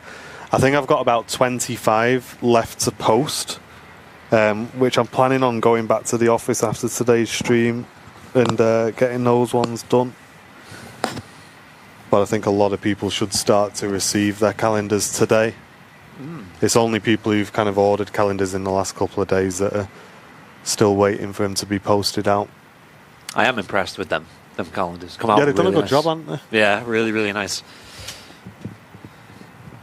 How do I spend my prize draw money? So, yeah, Robin, I know everybody emailed last night, but obviously we didn't finish the stream till after 8 o'clock, so we went and got some food and stuff, and we've not been to the office this morning. We've come straight here, so today and tomorrow we'll be replying to everybody's emails with either your tracking information or your instructions on how to claim your prizes. But if you can just give us a couple of days, guys, just to get all that sorted, because on tomorrow's schedule we also have another podcast guest.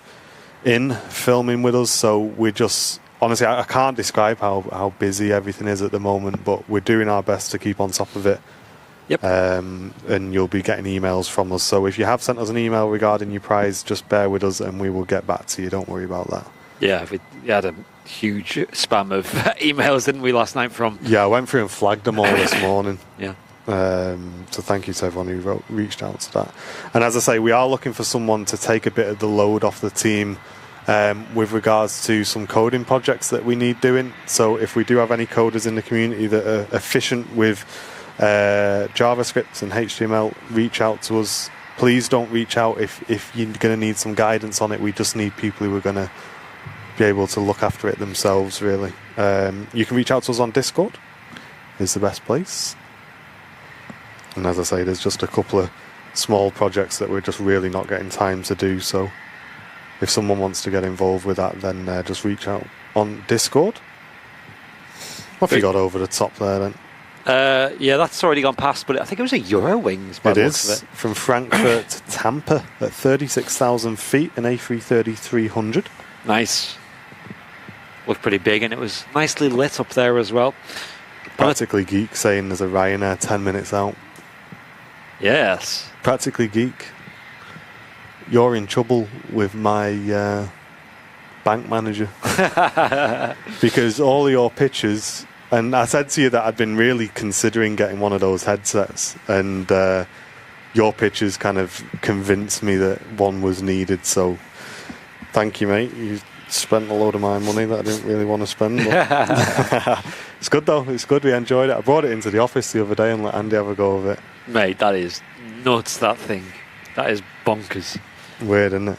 Are you watching on VR today, Practically Geek? I got a table tennis game on it, and it's so accurate. It's absolutely crazy how accurate it is.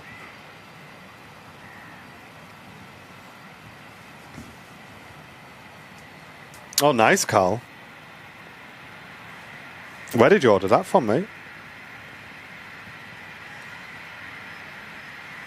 Right, so we got the British Airways. Going to be lining up on the runway shortly. Shuttle 3 X-ray on the right, on the call sign, heading down to London Heathrow Airport. And that Ryanair is on the approach at the moment, and that's followed by the Qatar Airways 777. Alpha 7 Bravo Alpha uniform. No A350 today, which we've been seeing a lot of lately. But that's a shame, isn't it? Yeah, I remember reading in the TASS Winged Words magazine that they are looking at just using a combination of the 3 planes. So you got the Dreamliner, 777, and the A350. So it just seems like a bit of a lottery. It does seem like this afternoon arrival, it definitely favours the triple and the A350. I don't think I've seen a Dreamliner for a while on that route. Quite often see the Dreamliner early morning and in the evening as well. I think they fly 3 times at the moment. This all might have changed recently, so don't take my info as 100% accurate there. Matt's got Sam a VR headset for Christmas. Nice one, mate. Boy, that's class, mate. Quest 2. So the Quest seems to be the... is that the range where they don't need a PC and all that? They just work on their own? Practically Geek. No, I've not played it in mixed reality mode. No, I can't remember what mine's... Oh, actually, you know what? I've got the app on my phone. I can tell you which one I got.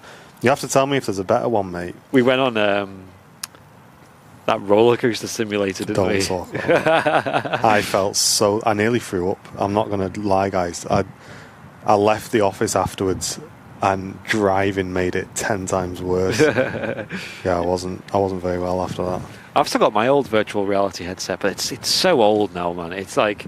it was the first... You were considering one of the... After you had to go on this, didn't you? Yeah, I still am, but... got Sam's birthday this month, so... There you go, get one of these. I don't think she'd appreciate it as much as... it just ended up being me using it all the time. Yeah, the one I got, Practically Geek, is called Racket Fury Table Tennis VR. Let me know if there's a better one than that. And Jason Bradshaw, thank you very much for gifting an Airliners Live membership. Thank you very much for returning as an Airliners Live member, saying, love watching all your streams and happy to be a member. Thank you, mate. Appreciate that. And thank you very much for supporting the channel. 11 table tennis is the best, I think, mate. All right, let me have a look. 11. 11. But yeah, there is a present I'm buying Sam for her birthday. Something that she's going to use a lot of. She's convinced.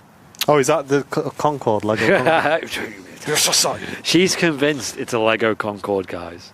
But I think the problem with the Lego Concorde is she is such a Concorde fan. She's a super fan. She's even worked with Heritage Concorde before. That, like, the tiniest imperfections with that model just drives her mad. And I don't think the Lego Concorde is like a super enthusiast thing. It's more of like a fun. It's a Concorde. It's a big Concorde, but definitely not one for the super fans like her. And we haven't got the space. But it might be a Lego Concorde, the birthday present. She thinks it is.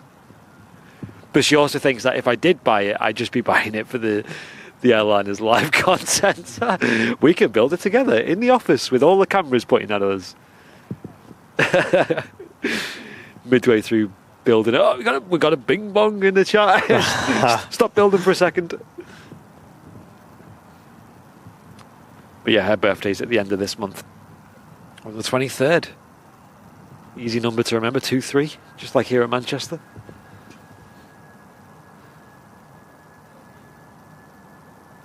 And JW Owen saying nothing like aviation whilst on a work lunch. Welcome, mate. Sam doesn't ask for much, though, so she's quite hard to buy for, you know, like... There's really not much she's asked and dropped hints for.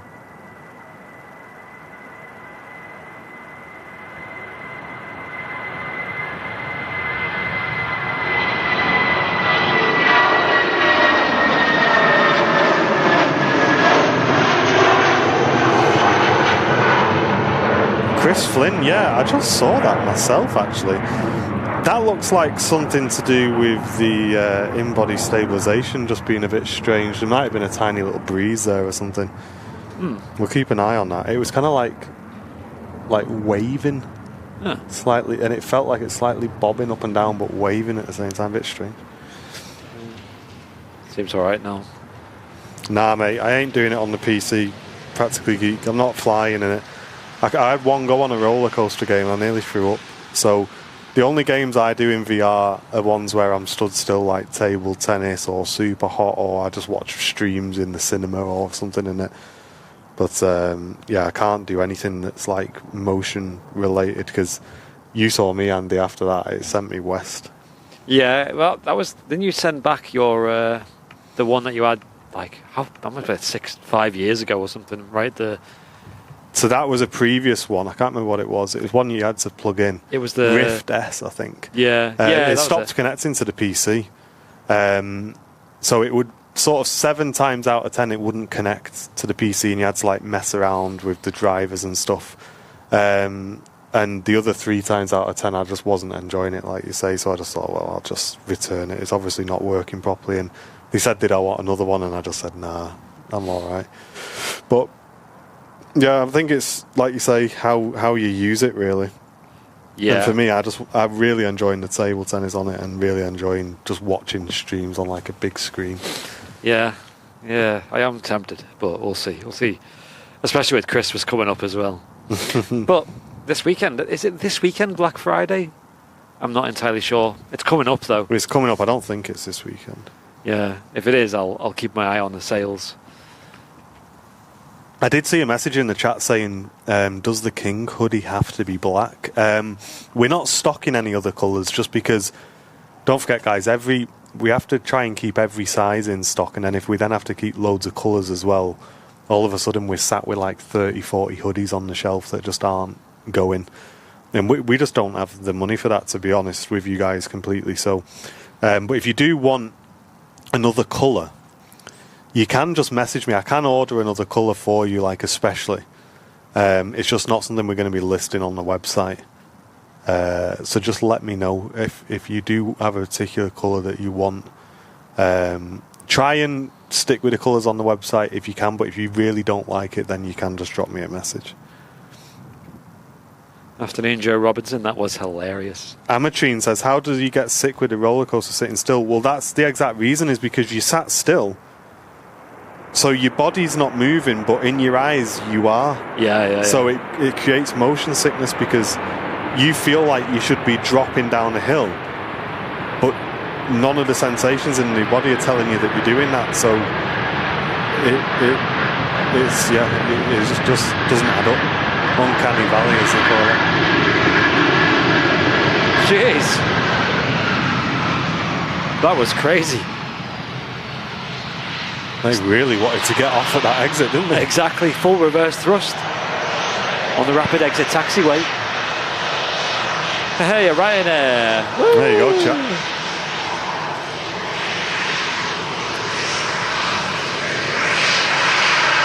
And a wave.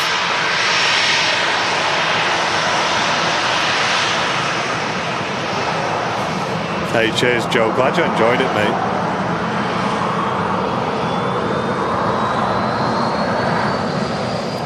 An ITA A350-900 may go over soon, saying practically geek. Keep our eyes to the skies. There's a little bit of blue in the sky. Probably snipe out a few overflights. Yo, there's that Transavia coming in. I was just about to say that, yeah. Yo, Transavia Retro 737-700.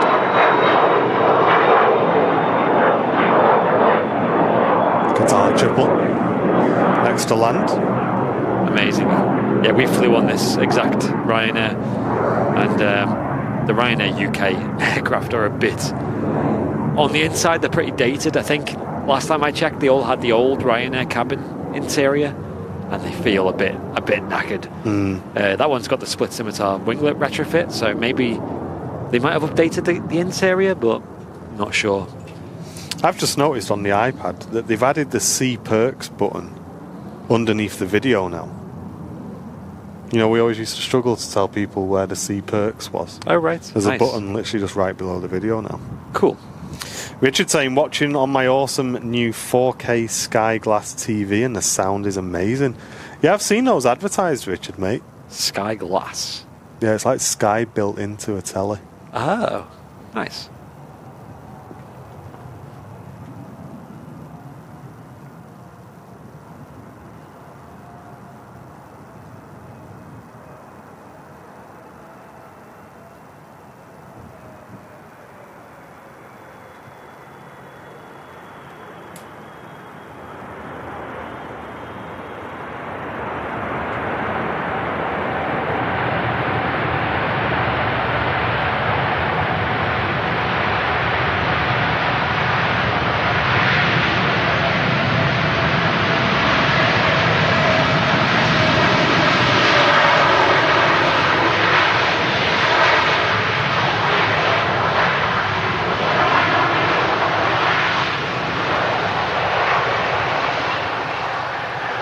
That was pretty cool.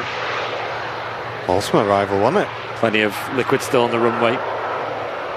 Well, there was before this Qatar arrived. It was a big flare, wasn't it? Laurie's saying in the chat. Yeah. We have a Transavia Retro coming in. That's on final approach at the moment. Pretty high up still, though, so... Yeah, it's following a Ryanair in front of it, mate, from Dublin. And it looks like the Transavia's just turned onto the localizer.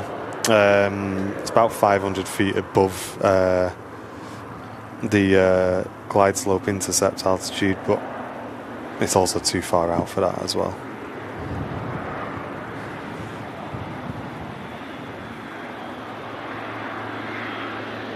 Yeah, is Sky Internet still satellite internet? Sorry, Sky TV still satellite? I believe so, yeah. But with these new tellies, they're trying to build it in. And I've often said, I don't know why they don't just have it all online now. Yeah. I don't know if it's the limitation with how many channels they've got and stuff, but... Maybe.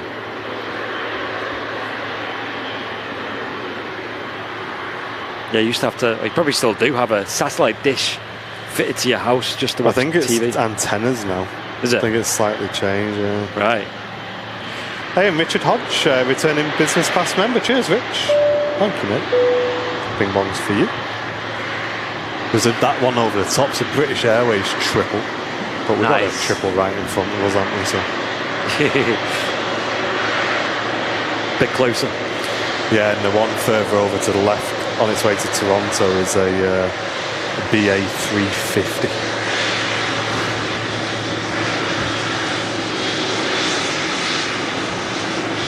Yeah, we'll stick with the triple, I think.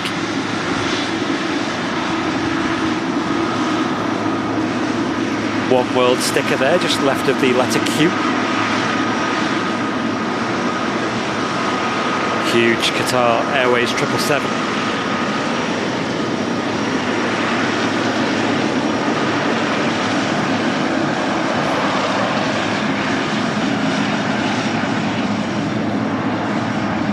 Sky glass has no dish, right?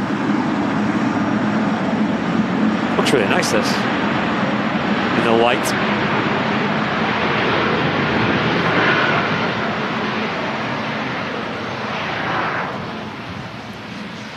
I remember when, I think my mum still has Sky and Sky TV, and it's like, you have so many extras with that. You have like Sky movies channels, and you have like the sports channels. The HD channels used to be like a paid extra. I assume they're not anymore.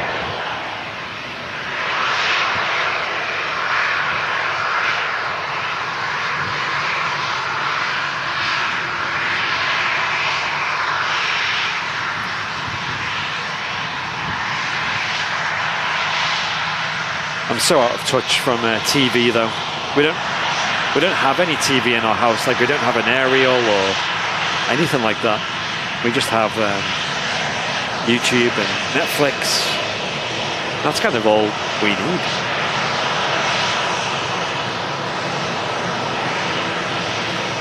Yeah, my dad's always had Sky, but me and Jen don't. Sky was really good for sports, I remember back in the day. Yeah. But like when you think of like the movies channels, I remember it used to be you had to wait till the start time, you know, and like set a reminder and stuff. That's so like archaic these days. With Netflix and Disney Plus and all that, YouTube. Pretty sure on YouTube you can actually watch movies legitimately these days. A lot of movies exist on YouTube. You just pay like a little fee to rent it, they call it. JW Owen is a brand new Airliners Live VIP. Cheers, JW. Thank you very much for tuning in. And thanks for supporting the channel as well. And Abigail Reynolds has just got the Red Tail badge. Made it to the Red Tail finally. Going to be watching the stream back this afternoon as I missed the first 2 hours providing IT support to my nan. Oh, wow. Hello, IT. Have you tried turning it off and on again? Thank you very much for tuning in. What a show that was. Jump seat member as well. The IT crowd. Police have arrived on site. You always see a lot of police here. I wonder if they like have training or something nearby and they just come to chill after. Maybe. Same with the BP garage, isn't it? Mm. See them all there. Here's that Transavia we've seen a few times operating on behalf of KLM. I love this. Yeah, I do. What do you think in the chat, folks? Is it a yay or a nay? Not done one of them for a while. This has been operating quite regularly here at Manchester recently.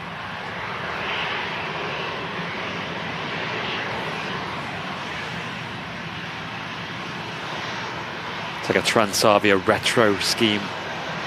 I'm not sure that's the actual name of it, but that's what we've been calling it. Yeah, it's just a previous livery, isn't it, I think? Yeah.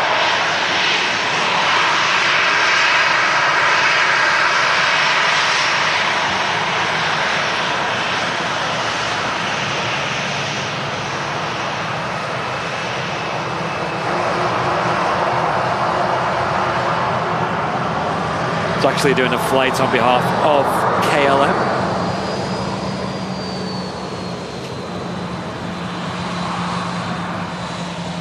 A lot of yays in the chat. Yeah, I wish I knew yay or nay in Dutch. A lot of Dutch was similar to English. It was strange. Like saying thank you was dank u wel. Just sounds like you're saying thank you well. Hello, I think, is hello. Oh, really, Barry?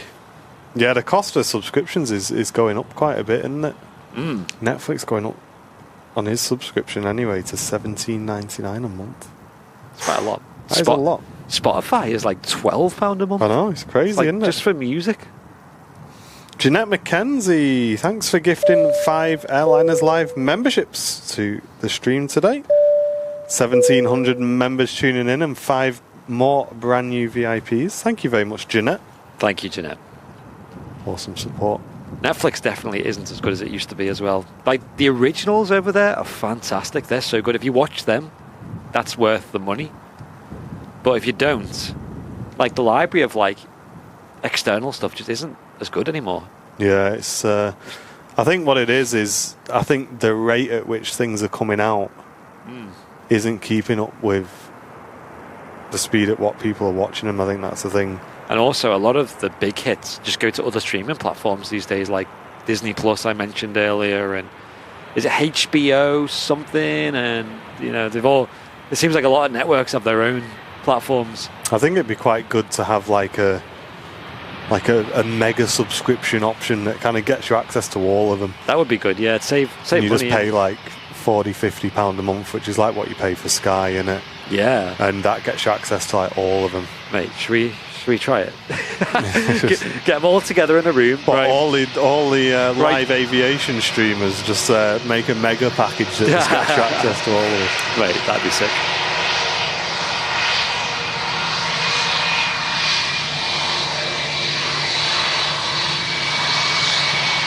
The thing about Netflix is they're in trouble at the moment financially. You know, they're not delivering what shareholders were promised, and I think they're losing members as well at the moment.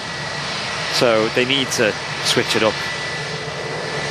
And the originals they have are, like I said, really good, and that was a really good move by them. But yeah, I think a lot of the hype is kind of going as other streaming platforms exist these days. Turkish A321 stopping for a quick picture. Probably getting the taxiing instructions from the tower at the moment. Maybe they've been asked to hold for a moment. BT Sports moved over to Discovery Plus. Yeah, there's just so many of them now, isn't there? Well, thank you everyone for tuning in today. It's been a really relaxing stream today, guys. It's gone super quick as well. It has. Thanks everyone for tuning in.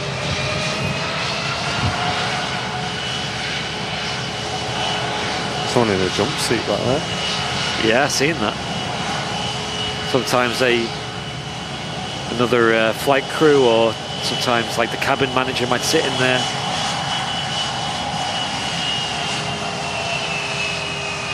Yeah, lucky Luke, I saw that with the Saudis. I'm over the moon with that decision.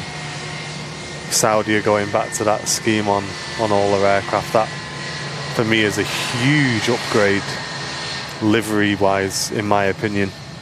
Let us know in the chat what you think. I don't think they could have made a better decision than that. I agree. And Saudi's livery as well has always been a bit underwhelming up to now, obviously. And this new one, it just pops, doesn't it? Yeah. Just looks so good. Yeah. Still yet to see that. But yeah, for me, things like MI5, CIA, spy stuff, like, I'd say for me, like, the perfect series that I really enjoyed was my head's done that thing where you go to talk about something and it goes, you don't need to know that, do you? You'll remember in a few hours. I can see it now. I'm going to say the waterproofing off, folks, because the wind causes a few issues with it. It's a lot quicker to take off than on, so no advert. like that. What was it called? Oh my gosh, that's with Sol. Better Call Saul. No, Saul Goodman. Wait, what? No, is it Saul Goodman? No, Saul and Carrie the spy. Oh, I'm not sure. Kerry or Carrie, whatever she's called. Homeland. Yes. Yeah, that was my favourite thing, and there's not much out like that really. See, for us, like Netflix is good for kids. Like, there's a lot of kids stuff on there. Like, so, and even if they put adverts on there, I don't think that'd be the end of the world, because I think a kid watching an ad isn't the end of the world. Like, teaching them a bit of patience. Yeah, I just think I don't think you can get away this day and age with charging a subscription and an advert at the same time, you know. But wasn't Sky, like the Sky channels had adverts? But again, that's like kind of a previous era, isn't it? Like, they kind of double dip you on stuff like Sky and Virgin, where they'll charge you a fee for their own channels, but then put adverts on them channels as well. Saul Berenson, that's it. Saul Berenson. Yeah, so Homeland is very, very good if you're into your spy stuff. But yeah, it's just stuff like that. I wish there was more things like that. There's a lot of stuff if you like dragons and vampires and all that sort of thing. On Netflix. Yeah. But if you want like just real good, well-written sort of spy drama stuff, there's really not that much. I think Breaking Bad and Better Call Saul are also on Netflix these days. Yeah. I think it could have changed. Hey, nice, Colin. Hope you get some nice records, mate. I'd love to have a record collection if I had the space and that'd be good, yeah. And stuff. They're so tidy, aren't they, when you get them on the kind of Kallax shelves? It's the sound of records as well, you know. It's just a lot warmer than digital music. I agree.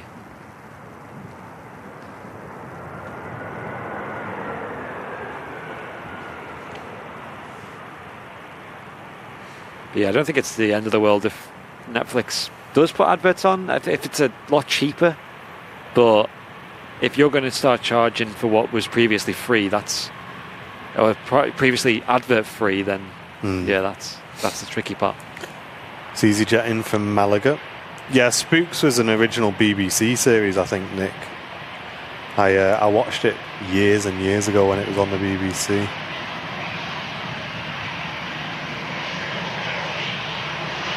But you're right, that's another good one, yeah.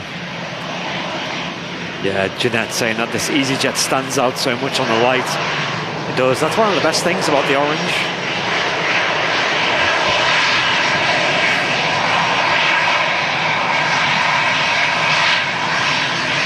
These and KLM and maybe TUI as well really stand out.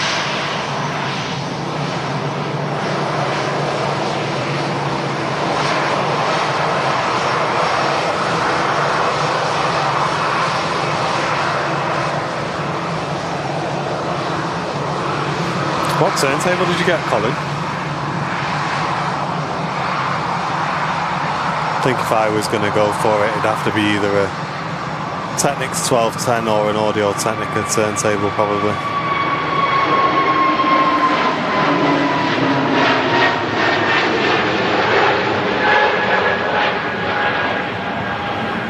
No worries, Jenny. Thanks for tuning in.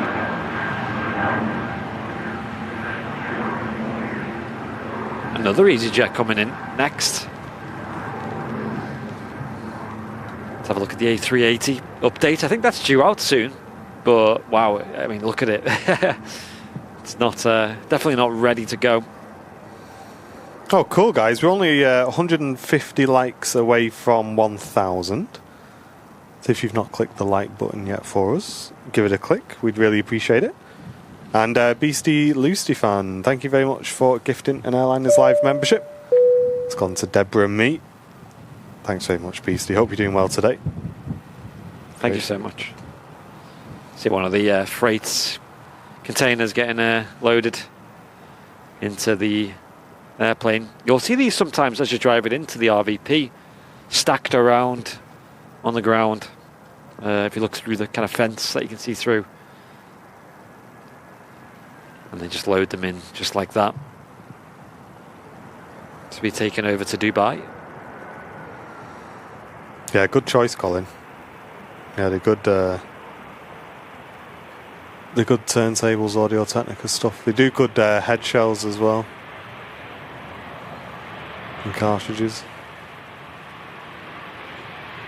Yeah, I do like turntables, but again, it's like one of them hobbies that you have to be really into to justify buying everything, and yeah, obviously the space as well.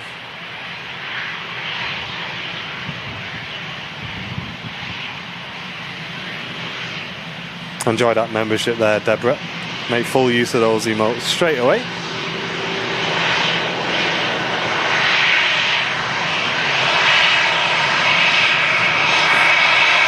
This EasyJet vacating from Paris, Orly. And the Norwegians took the intersection.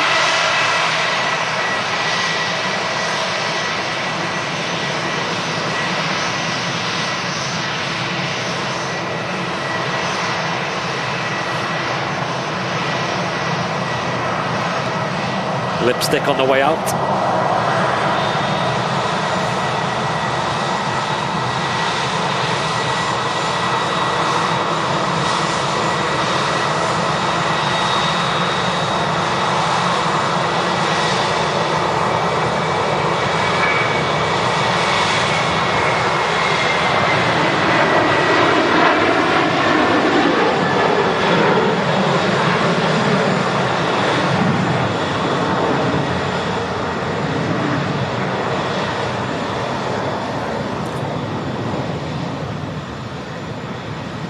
An Aer Lingus A320 on approach as well.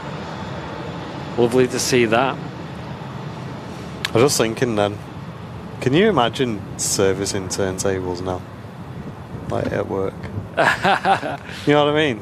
That was what we did. Just crazy. And for a living, yeah. They were pretty tricky to service them. It was the inspection light, wasn't it? Or what did they called it? The LED. So a lot of people wanted them replacing out. Yeah. For LEDs, and I think we used to by default put the regular bulbs in. Oh no way, Mike! Seriously, mate. If that trailer's just dropped, guys, I'm going to BRB for a minute. Has it really? I'm just going to have a look. Hold on. I don't. Well, I seen a news article that said it was last year. They wish GTA 5 announced theirs a week before the trailer dropped. So if they've announced it today, it might be about a week till we see that.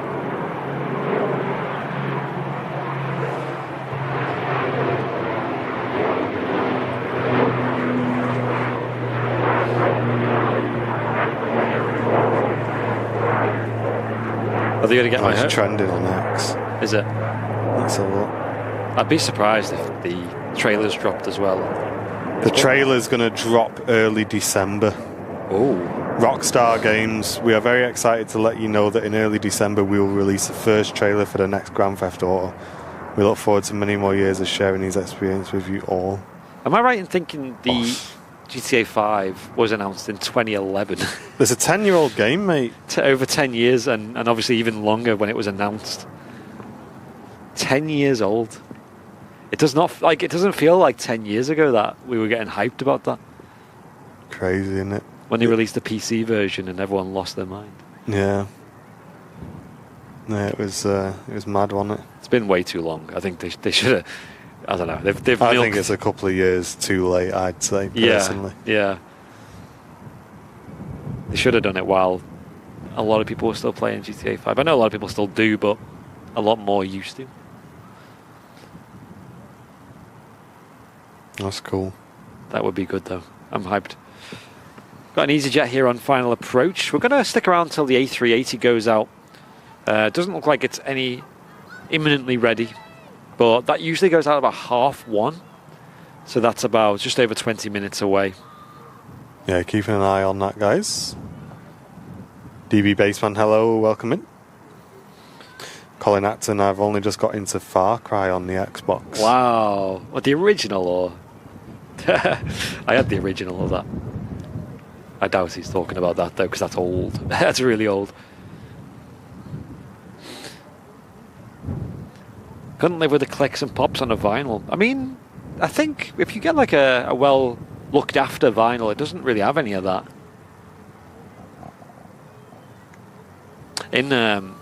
I went to uni and obviously did like an electronics and audio kind of course. It was the two, and one of the modules was audio restoration, and it was so fun. We used to get like really old vinyls from like the 40s and 50s that were knackered, that were like you could just about hear the music, you know, and restore them, and that was so nice and therapeutic, and basically used like a lot of modern digital equipment to restore these really nice old, you know, like big jazz or big band swing old songs or rock and roll.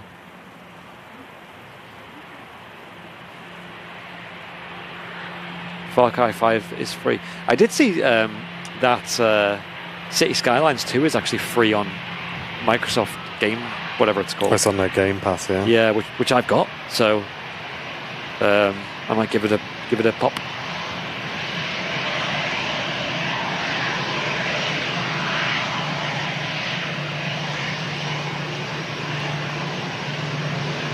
Whiskey Alpha on the reg of this aircraft in from Reykjavik.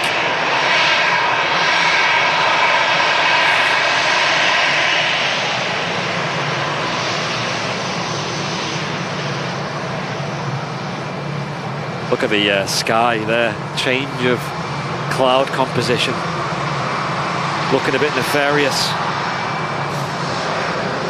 No, Linda, I spoke, I think it was you earlier, wasn't it, who asked about it. I spoke about it for a couple of minutes, at the colours of the hoodies, saying that if you want a different colour, even if we don't stock it, let me know what colour you want, send us an email and we can sort it out. I did talk about that earlier on. It was a good 15-20 minutes ago.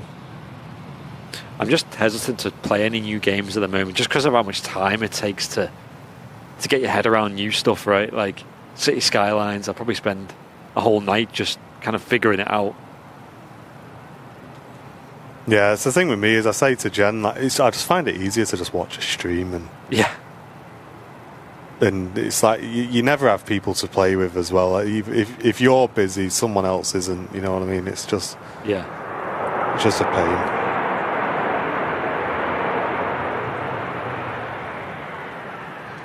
Yeah, I've heard that, Drew. Broke my heart.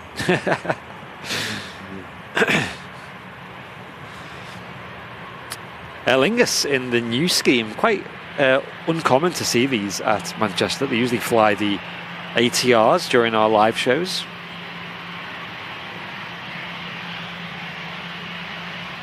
This A320 in from Dublin.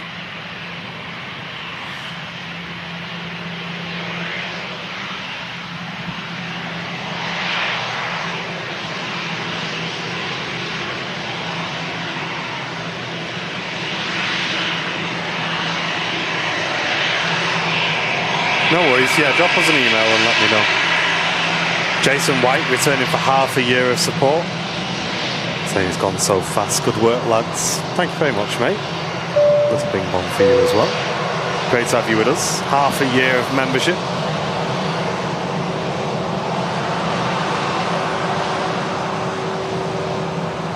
Oh, Scandinavian in the new scheme, rotating already.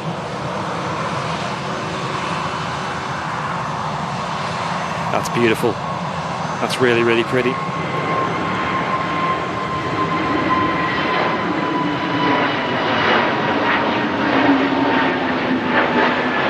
Love that. So high up. Wow. Really got off early, that, didn't it? Yeah. Brand new aircraft as well. See that a lot. I think it actually is based here at Manchester. Irish registered as well, so no, Irish designated.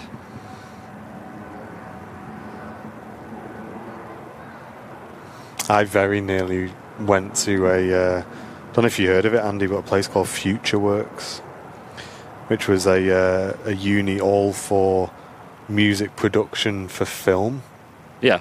And it was like a lot of like classic based, and they had big mixing suites and everything in there. Wow. And yeah, it's in the centre of Manchester. It looks amazing.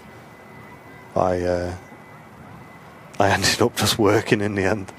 Got offered a job doing audio for festivals and things, so I just thought, well, I'd rather just earn the money. But you do often wonder sometimes, don't you? Like, I wonder what I'd be doing now if I went and did that. It's such a hard industry to make it in, you know, like this whole pro... I know, like, festivals and that, it's probably a lot easier to get into. Yeah. But when you talk about, like, professional productions of film and television and documentaries and stuff, like, that is a really hard industry to make it. And I tried for a while with my professional music and got a few gigs doing soundtracks for a few different short films and stuff, and they were paid jobs as well.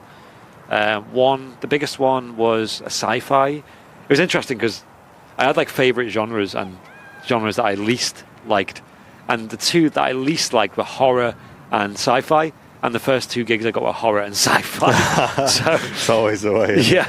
So the sci-fi one was really good. Like, I actually really enjoyed that. The horror one, again, was really fun. Making, like, horror soundtracks are not like normal ones. They're not like melodies and beats. They're just like and atmospheres and bang. Yeah, bang, scream.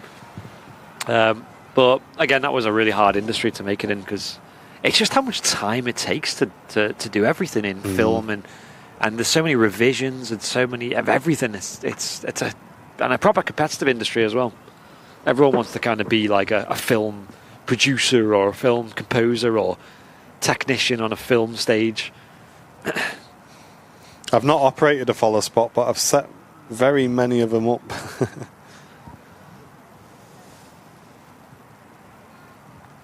Yeah, you were quite good at the whole lighting, like DMX and programming and all that. I remember. I just had to be good at everything, man. We used to just like... When we used to be setting them festivals up, it was me and Colin. Yeah. And then everybody else was just there just to get stuff out of the van and... Do the grafting. Just basically. do the grafting, and it was like... And you try... So you had to... And it was similar with... I nearly said where we were then.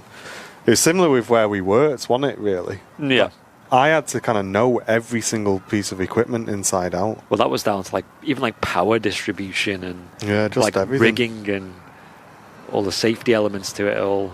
Yeah, it must admit it's mad how much you pick up. Yeah. And then eventually, obviously, we moved into virtual production, and then that was a whole new thing because I knew LED wall, but that was like something else. And I must admit, I think that's the only thing in the old job that I miss doing is that virtual production. I think that was really good fun. Yeah.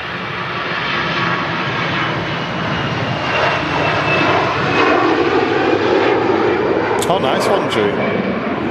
Yeah, we used to do a lot of stuff on Avalites, but there was always a battle between the Avalites and the Camsys guys, which desk we were going to get in, and who was going to be on the desk the longest, so we had to, you know what I mean? I must admit, I always, although I was forced to use Avalites, I was forced to use Camsys a lot more just because the majority of our techs were on Camsys. It was, Avalites made a bit more sense to me.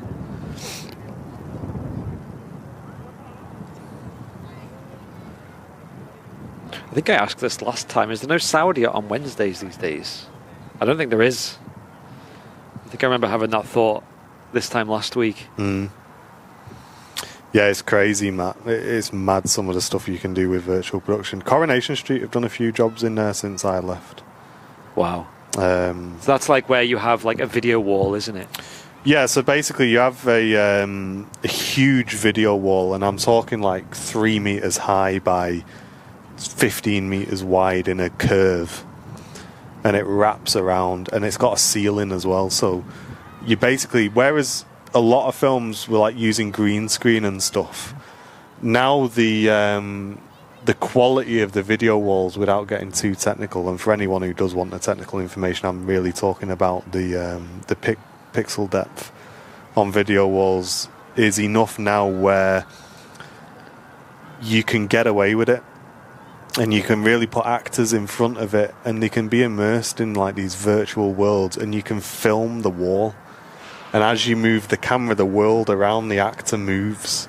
Wow. So it's just so crazy what you can do. It's insane. And it looks real as well. It does, yeah. You just could not tell it's a video wall.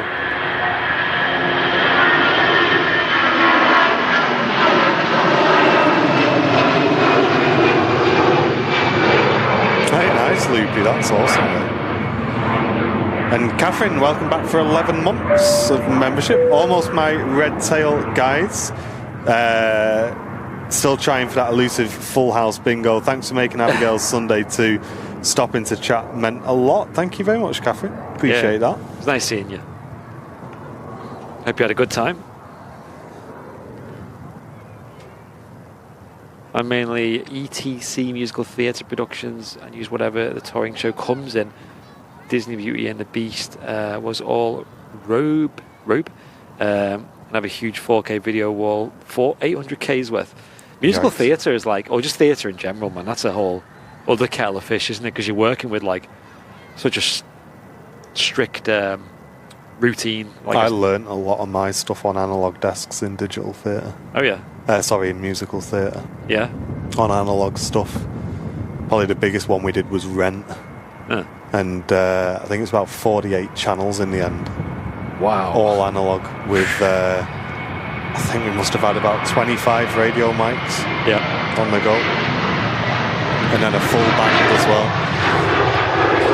It was, that was fun. It got pretty crazy.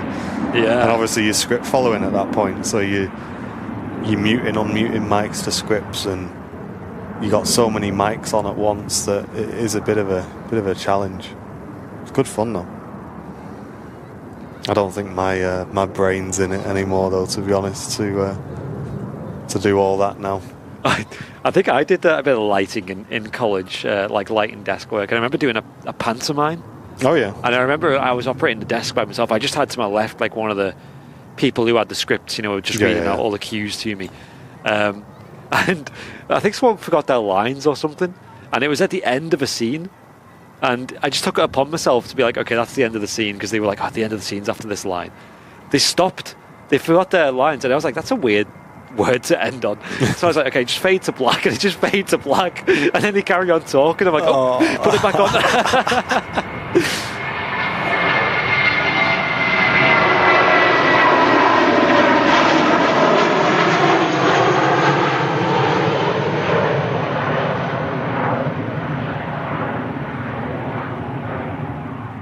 Yeah, we had probably the most stressful job we did.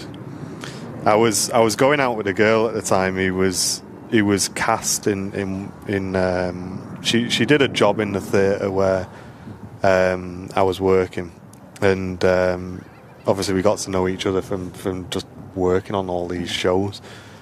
And I was doing Rent. It was on the Rent job actually for another company, and with this amount of microphones and everything, we had to have a management system in, and that basically it had everything. It had compression, equalization for not only the PA in front of everything, but also the fold-back monitors so that the artists could hear themselves while they were singing and everything. And anyway, I invited her down. Mandy, she was called. I said, Mandy, come down. I said, this job, this Rent job's really good. It sounds incredible. Like it's really cool. And she come down, and about 15 minutes into the show, we had feedback from the microphones all over the place, and I was just baffed. I was completely baffed. Colin was next to me, he was the boss, and he was just looking like, how can this be happening? We've done like 7 nights of this job already, and it's been perfect. Like, what is going on? And then we looked down at the management system, and like I say, everything was analog, but the only thing we had with us on that job that was digital was the analog system, was the management system. Yeah. And we looked down, and it was on, and we were like, what's going on? And then we looked, and nothing was reacting. None of the audio levels were reacting. None of the compression visualizations were reacting. The whole thing had just locked up.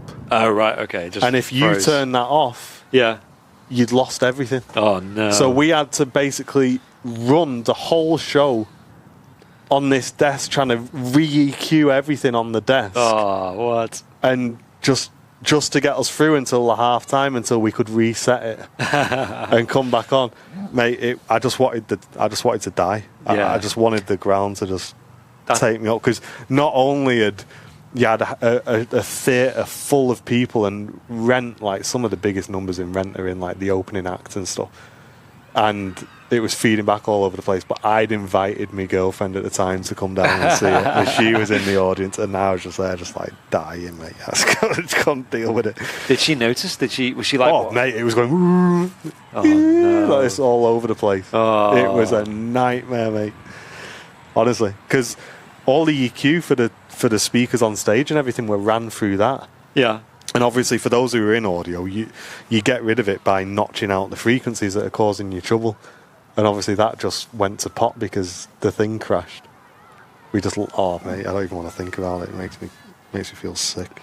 That's the thing about live events, isn't it? When things go wrong, you just have to like get through it. You can't be like, sorry guys, it's cancelled. Yeah. Unless it's catastrophically bad. Yeah. But I guess that case is worse because people probably knew something was up. Yeah. Sometimes you do stuff like that and no one even notices, and you're like, wow, really? Like, I thought that was awful. Chris, I mean, that's a change of subject, but is that a question designed for me? Quick one. I'm planning a New York City trip, and it's cheaper to fly with JetBlue, but it's an A321. I imagine it's not comfy, so has anyone ever done transatlantic on an A321? The other option is an A330. Chris, I mean, New York's not that long of a flight. I mean, that's like, what, 7-8 hours? It's not exactly. It is long haul, of course. Long enough for me. It's long enough to have a nap or a sleep and maybe watch a few films, but there are much longer flights out there. And yeah, 7-8 hours. I think it's about 7 hours really. You'll at 321. The seats will just be very comfy still. In fact, I've flown on JetBlue on the 321s. The seats are just as comfy. You've got just as much leg room. The only difference is when you look up, there's not as much space. It doesn't feel claustrophobic though, and you still have fantastic in-flight entertainment. I would actually really recommend JetBlue because their Wi-Fi as well is really good. The whole flight when I flew, I had super fast Wi-Fi. Like I'm talking like enough to watch 4K films, enough to play games online. That's really good. It was really, really good. You could watch Airliners live in 4K. Whereas when I flew back on American Airlines on the 777, the Wi-Fi was so bad I couldn't even listen to a song on Spotify. Oh god! So that's the worst, isn't it? When you got a flight like that. Mate, 'cause what happens is, right? You go. Chocks are being removed from the 380 there, Nice. and the jetway as well. You're preparing for the flight, so you're like, oh, I'll download some films. But then you see, oh, there's Wi-Fi on this flight, so you go, oh, well, I don't need to download as much because I'll just mess around on Wi-Fi. I'll do some work. I'll just watch some YouTube. I'll get like, I don't know, just really indulge and watch some streams and stuff. But then you get on and the Wi-Fi's dog. And it was the same on British Airways as well with the A350, a brand new aircraft, and the Wi-Fi was terrible. Gosh. But yeah, JetBlue, man, that really blew my mind how good that Wi-Fi was. I don't know if they use Starlink. I don't think they do, but it is satellite based. It's a way to go. Amatrine, thank you very much for a brand new premium economy member. I know you've been in the chat a lot, but thank you very much for deciding to support the channel today.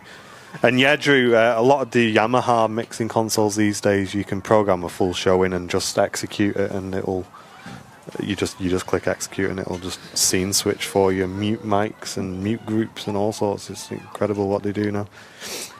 So yeah, just the lower jet bridge to be retracted on the Emirates A380, and then King of the Skies will be on the move. Been not many heavies today, I've noticed. We've seen obviously the Singapore 350. We've seen a Virgin. And one of the TUIs. Yeah, and that's kind of been it. Weird. Camera's pulsing again. It's very strange, that, isn't it? Yeah. Yeah, I kind of see it as well. It might just be the in-body stabilization. If I reset that, that should... Let's just do a test while there's nothing moving, eh? Yeah. Sometimes it can flip out if it's windy and stuff, but obviously it's not very windy right now. That looks very weird on the A380 there, you're right. Okay, I've reset that. Maybe that's helped. We shall see. Apologies, folks, for that. Yeah, it's still moving a bit strange. That's very odd, isn't it? Something I'll look more into, I think. Problem is, like, that is such a... Because I'm at full zoom here as well. This is 600mm, which is a big zoom level, plus another sort of 20% on top of that. So it's a big zoom in. Ludahan, thank you very much for the 18 months of Airliner's Live membership. Good afternoon to you. Thanks for the long-term support. I think that's the image stabilization. Yeah, it's definitely something to do with the image stabilization, absolutely. Yeah, no worries, mate, Drew. We don't really go too much into that tech side of what we used to do because a lot of people just don't really get what we're going on about, you know. So yeah. It is nice to reminisce sometimes because it was good fun, but I think as I'm sure you know, Drew, with and Loopy, I guess as well, with live production, the enjoying yourself at the gig part of it is probably 20% of the job, and the rest of it is lugging flight cases and loading in and loading out. That's what probably people got struck by most, because they go, I want to be a lighting technician or a sound technician, and at first you're like, I just sit behind the desk and I'm just by myself Get and to do all the gigs. Yeah, and it sounds great and I'm meeting all the bands and that, but in reality it is like you said, like 80% really hard manual work. Like you're working long hours as well, long days. And then you see these festivals where they've got like, you know, like the MEN or is it called the M&S Arena or something in Liverpool these days, where they're just huge and the amount of equipment there is massive, and you could tell just extremely high amounts of hours have been used there to set that up. Yeah. And then the outdoor festivals as well. They're really big. No sleep till Hammersmith. Yeah, you know, Loopy. Yeah, I much prefer Airliners Live, I'll be honest. No big stage to set up. Oh, nice, Christina. Yeah, that's cool. Yeah, so they did remove the chocks while we're having a little bit of a chat there on the A380, and I did see someone walking up to the jet bridge, so we may see that move shortly as well. Yeah, I've spoke about it on the stream a few times, but there is theories that this A380 actually delays on purpose as to fulfill a smooth arrival time into Dubai, to avoid like peak arrival times where they're probably going to have to hold, because it does get very busy, that airport. So that is one theory I've heard, and that kind of makes sense because the King of the Skies, like, it's been running late constantly for years now, and it can't be somebody's fault, you know, if it's been going on for this long.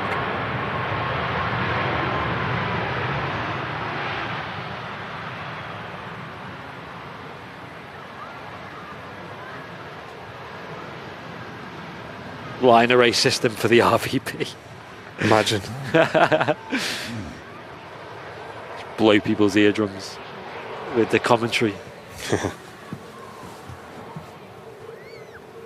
Just gotta straighten up the camera a bit. There we go.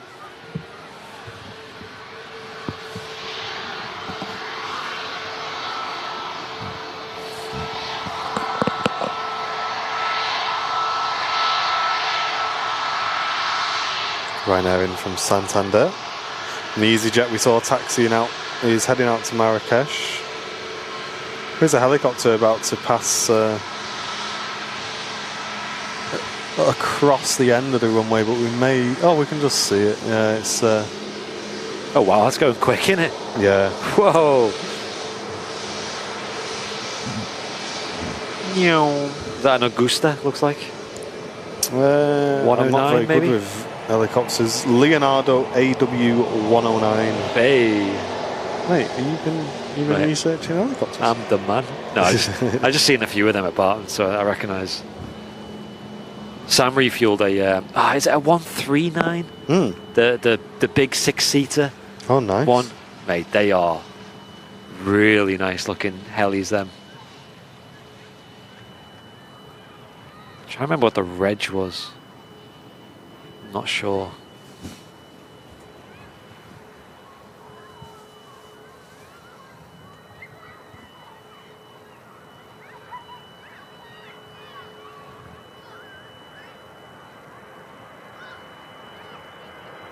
Yeah, come and say hello when we finish, Drew, yeah?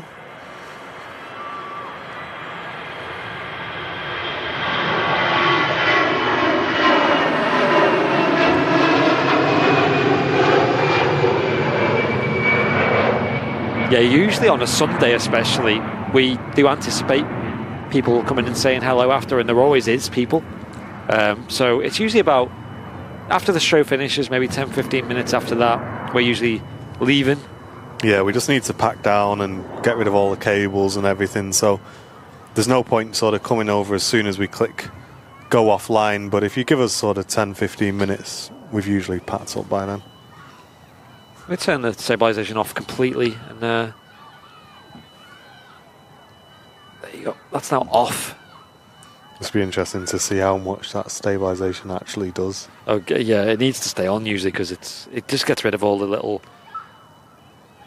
Still seems to be doing it, so that's something that probably needs a bit of investigation, folks.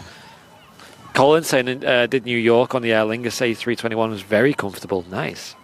Yeah, what is that? That is so weird. It might be like, I know it sounds random, but a bit of interference on the power or something. You know what? That's probably not a bad shout. It's like pulsing it like a bit of a. Oh, we can see the 280. Oh no, I thought we were getting pressurization then, but. Oh yeah, yeah. If I was to, I've mentioned it a few times that we do want to go New York just to sort of go for maybe a weekend or something. And I probably would fly with Aer Lingus just because of the convenience, and allegedly they're quite cheap as well. People saying that because JetBlue are actually starting at Dublin, and you've obviously got the option to fly with JetBlue or Aer Lingus, and Aer Lingus are coming out cheaper a lot of the time. So maybe that's the reason why they don't start at Manchester, because Aer Lingus are just already on it with a good competitive price. Are you seeing that on your screen up there? Yeah, it's gentle, but you can see it. So it's between you and the screen, because I was just thinking, is it coming into the live view end? But I guess it's already doing it by that point. Yeah, I think it's in the camera personally. I think usually you don't notice this though, folks, because there's usually a bit of wind that's like blowing the camera a little bit anyway. So yeah, you need more than a weekend in New York. I know, Laurie, but it's just I happily would, but it's just time is the problem, and money. I have too many places I want to go, and right now Airliner's Live's just like requiring a lot of time.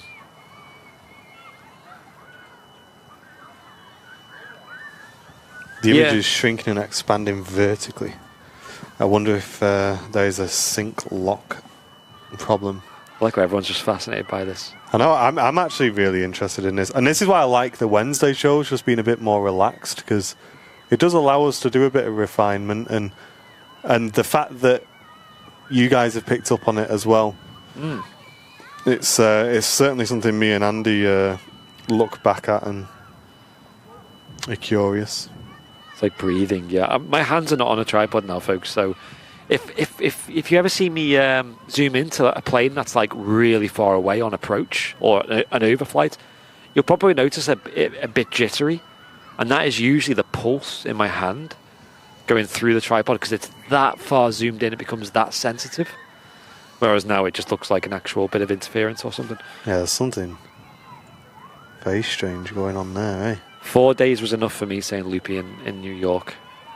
Yeah, I think in an ideal world I'd want to go for that. To me, that sounds like enough to immerse. Matt noticed it last Friday and just thought he was thought he'd on the Westerns. Yeah, we do have some wonky things in this tower, don't we, with interference and stuff. I'd be curious if we had a battery in the camera. Yeah, we could test that. Whether or not it did it. Yeah, we'll test that before we go, because I've got batteries here, but obviously that does include turning the stream off and for a short moment. But yeah, actually stick around till the end, folks, because I'll do that at the end, but it just requires a battery swap, and then we'll see if it fixes it. Yeah, and any techies in the chat, if you've got any ideas, let us know. If I was a betting man, that's what my money would be on. Some sort of power interference. Yeah.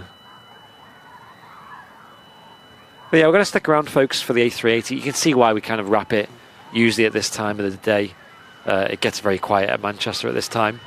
Now with the A380, is he airside, that guy? Yeah. Him? Mate, I was like looking around. I thought someone had hopped the fence or something. He's technically airside. You muppet. Because my screen's a delay here. I was baffling. I was like, what? Who's jumped the fence? Yeah, I can hear a high-pitched whine as well. That's not our setup. That's something... Something to do with the drainage over there, maybe. I don't know. There's a truck making that noise. Yeah, that's not us, guys. Don't worry about that one. But yeah, you can see why we kind of wrap the stream up at this time usually, because it does get quite quiet. Yeah. But with the A380 allegedly leaving it just after 1 p.m, happy to stick around for that, but, you know. You muppet. I feel like my head on a swivel. Who won? What's going on here?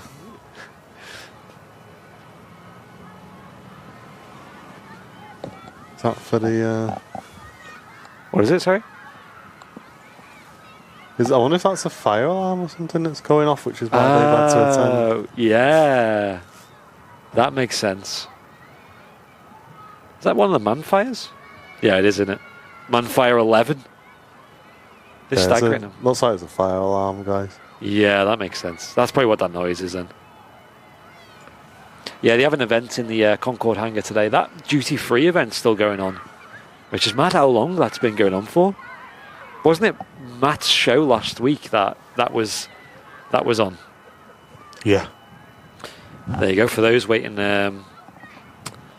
for the fire engines on the Airliners Live bingo.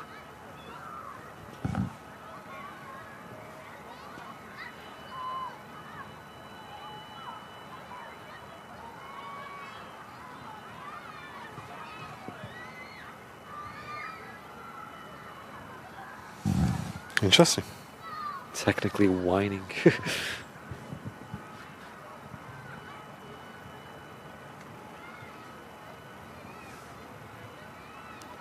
Jet bridge on the A3... Wait, was that cargo ramp attached before? Oh, they're not having to take bags off. Oh, no. If that's the case, guys, we might not stick around for this. Virgin Atlantic A330 is on the taxi out, though. Little consolation prize.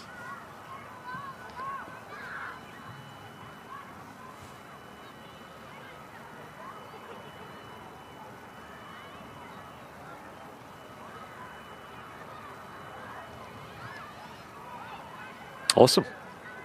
Bit of sunshine. Miss Sunshine. Heading out. GV Ray. The Reg. Yeah, mate, they've added one to the front as well. Alright. That doesn't look good, does it? No. I think we'll have to wrap on this, I'm afraid. What's going on with the A380? They must have had a passenger, probably, you know, odds are a passenger has probably left. And as a result, they have to get a lot of bags off and find said bag, and maybe it might have missed its slot as a result as well. It's quite a common thing if it's running late. But yeah, thank you all for tuning in today. The next stream on the Airliners Live channel will be on Friday, 2 days' time, for the Friday show with Mr. Matt Cam Smith. Yep.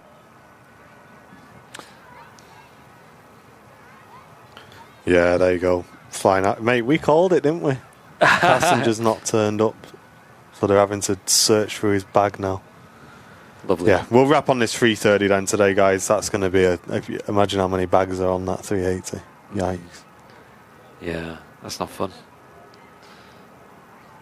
When do they start Vegas flights? I'm not sure, Ian. I think it's summer next year or something like that. But I believe that will be operated by the A350. Direct from Manchester to Las Vegas. Imagine how many bags they've got to search for a label in now. Mate, I do not want to be that guy. Fair play. I've seen them do it before, and sometimes they have to offload a lot of bags, you know, to get to it. Depends on how it's stacked, really, I guess.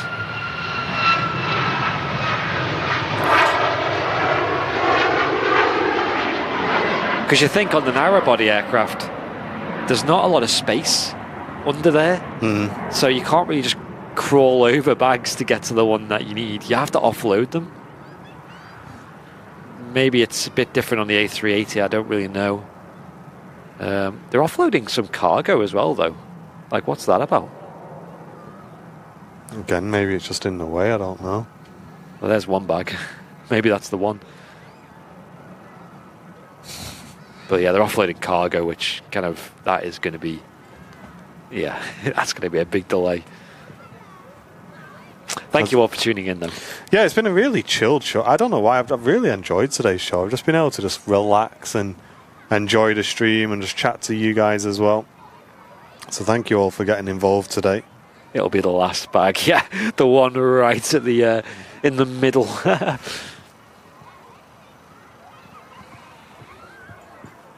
But at least we get to see this Virgin Atlantic A330 as a result.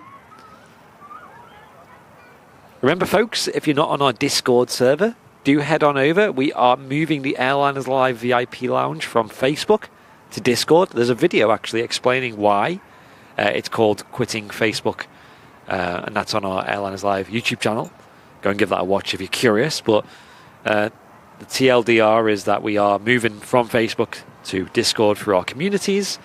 So if you're a VIP or you're not a VIP, not a supporter, anyone out there watching this stream now, you can come and get involved for free over on the Discord channel. And if you are a paying member, you'll just get access to a couple of extra rooms over there, including the Rate My Plate topic page as well, where you can submit your food items, submit your lunch, your dinner, whatever you want to do. Yeah. Well, I think we've got all kids surrounding that fire truck. Yeah, so they got to remove the cargo to get to the bag containers. Right. Oh. But imagine like you just loaded all that up. But also as well, that'll have quite a specific slot it's got to follow, and now obviously it's probably going to miss that slot, so they're going to have to reapply for another slot and wait for that. Mark, there's actually a desktop application you can download for Discord. So if you just head to Discord's website, there's a Windows and a Mac version of desktop. Yeah, you can get on it on loads of things. Sam uses it on her Xbox these days.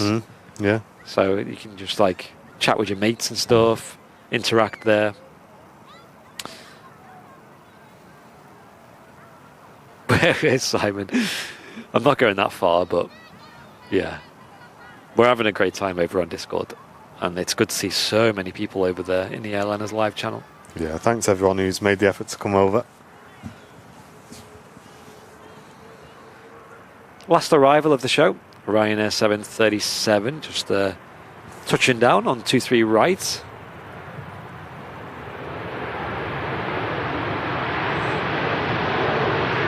And Andy just saying the only bit of bulk loading is the rear hold of the 380 where the belt is. Oh, interesting. Nice bit of inside info there. That's one thing you never really get to see. You don't get to see inside the planes and just what goes into it. Yeah. The best view I've had of it was, I suppose Matt gets a good view on his location, but when we did the Liverpool airport stream, you could really see the work going into the ground ops.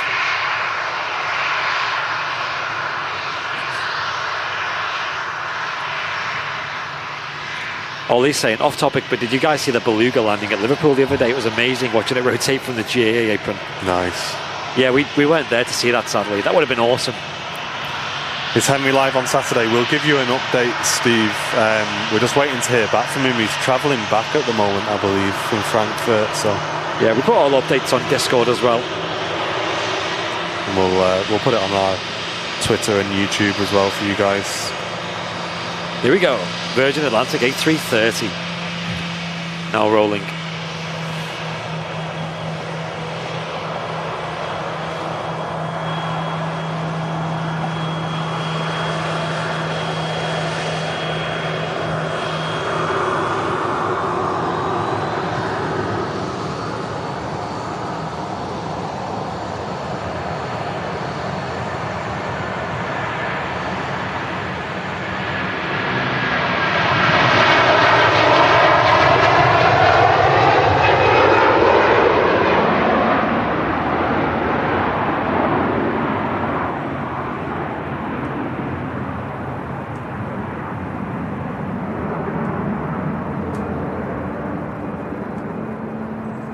And just as the Virgin Atlantic rotates, we hit 1,000 likes on today's stream as well.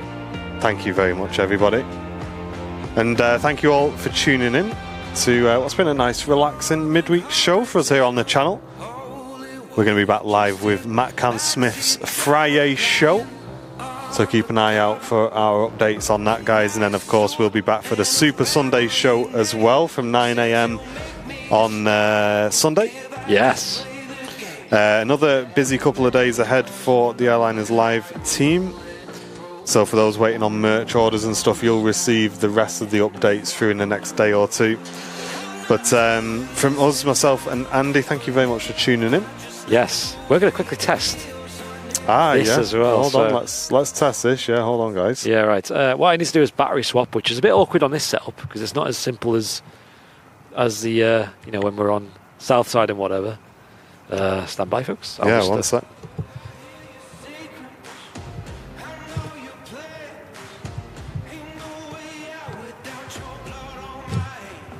There we go. And it's free, so stand by, folks. Is it doing it?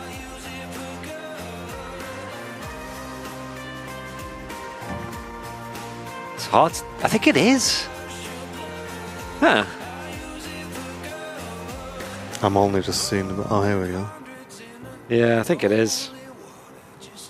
It is. Oh, well, there we go. Okay, so it's not power related, guys, so that's been proven. Right, thanks, folks. Anyway, we'll have to look into that.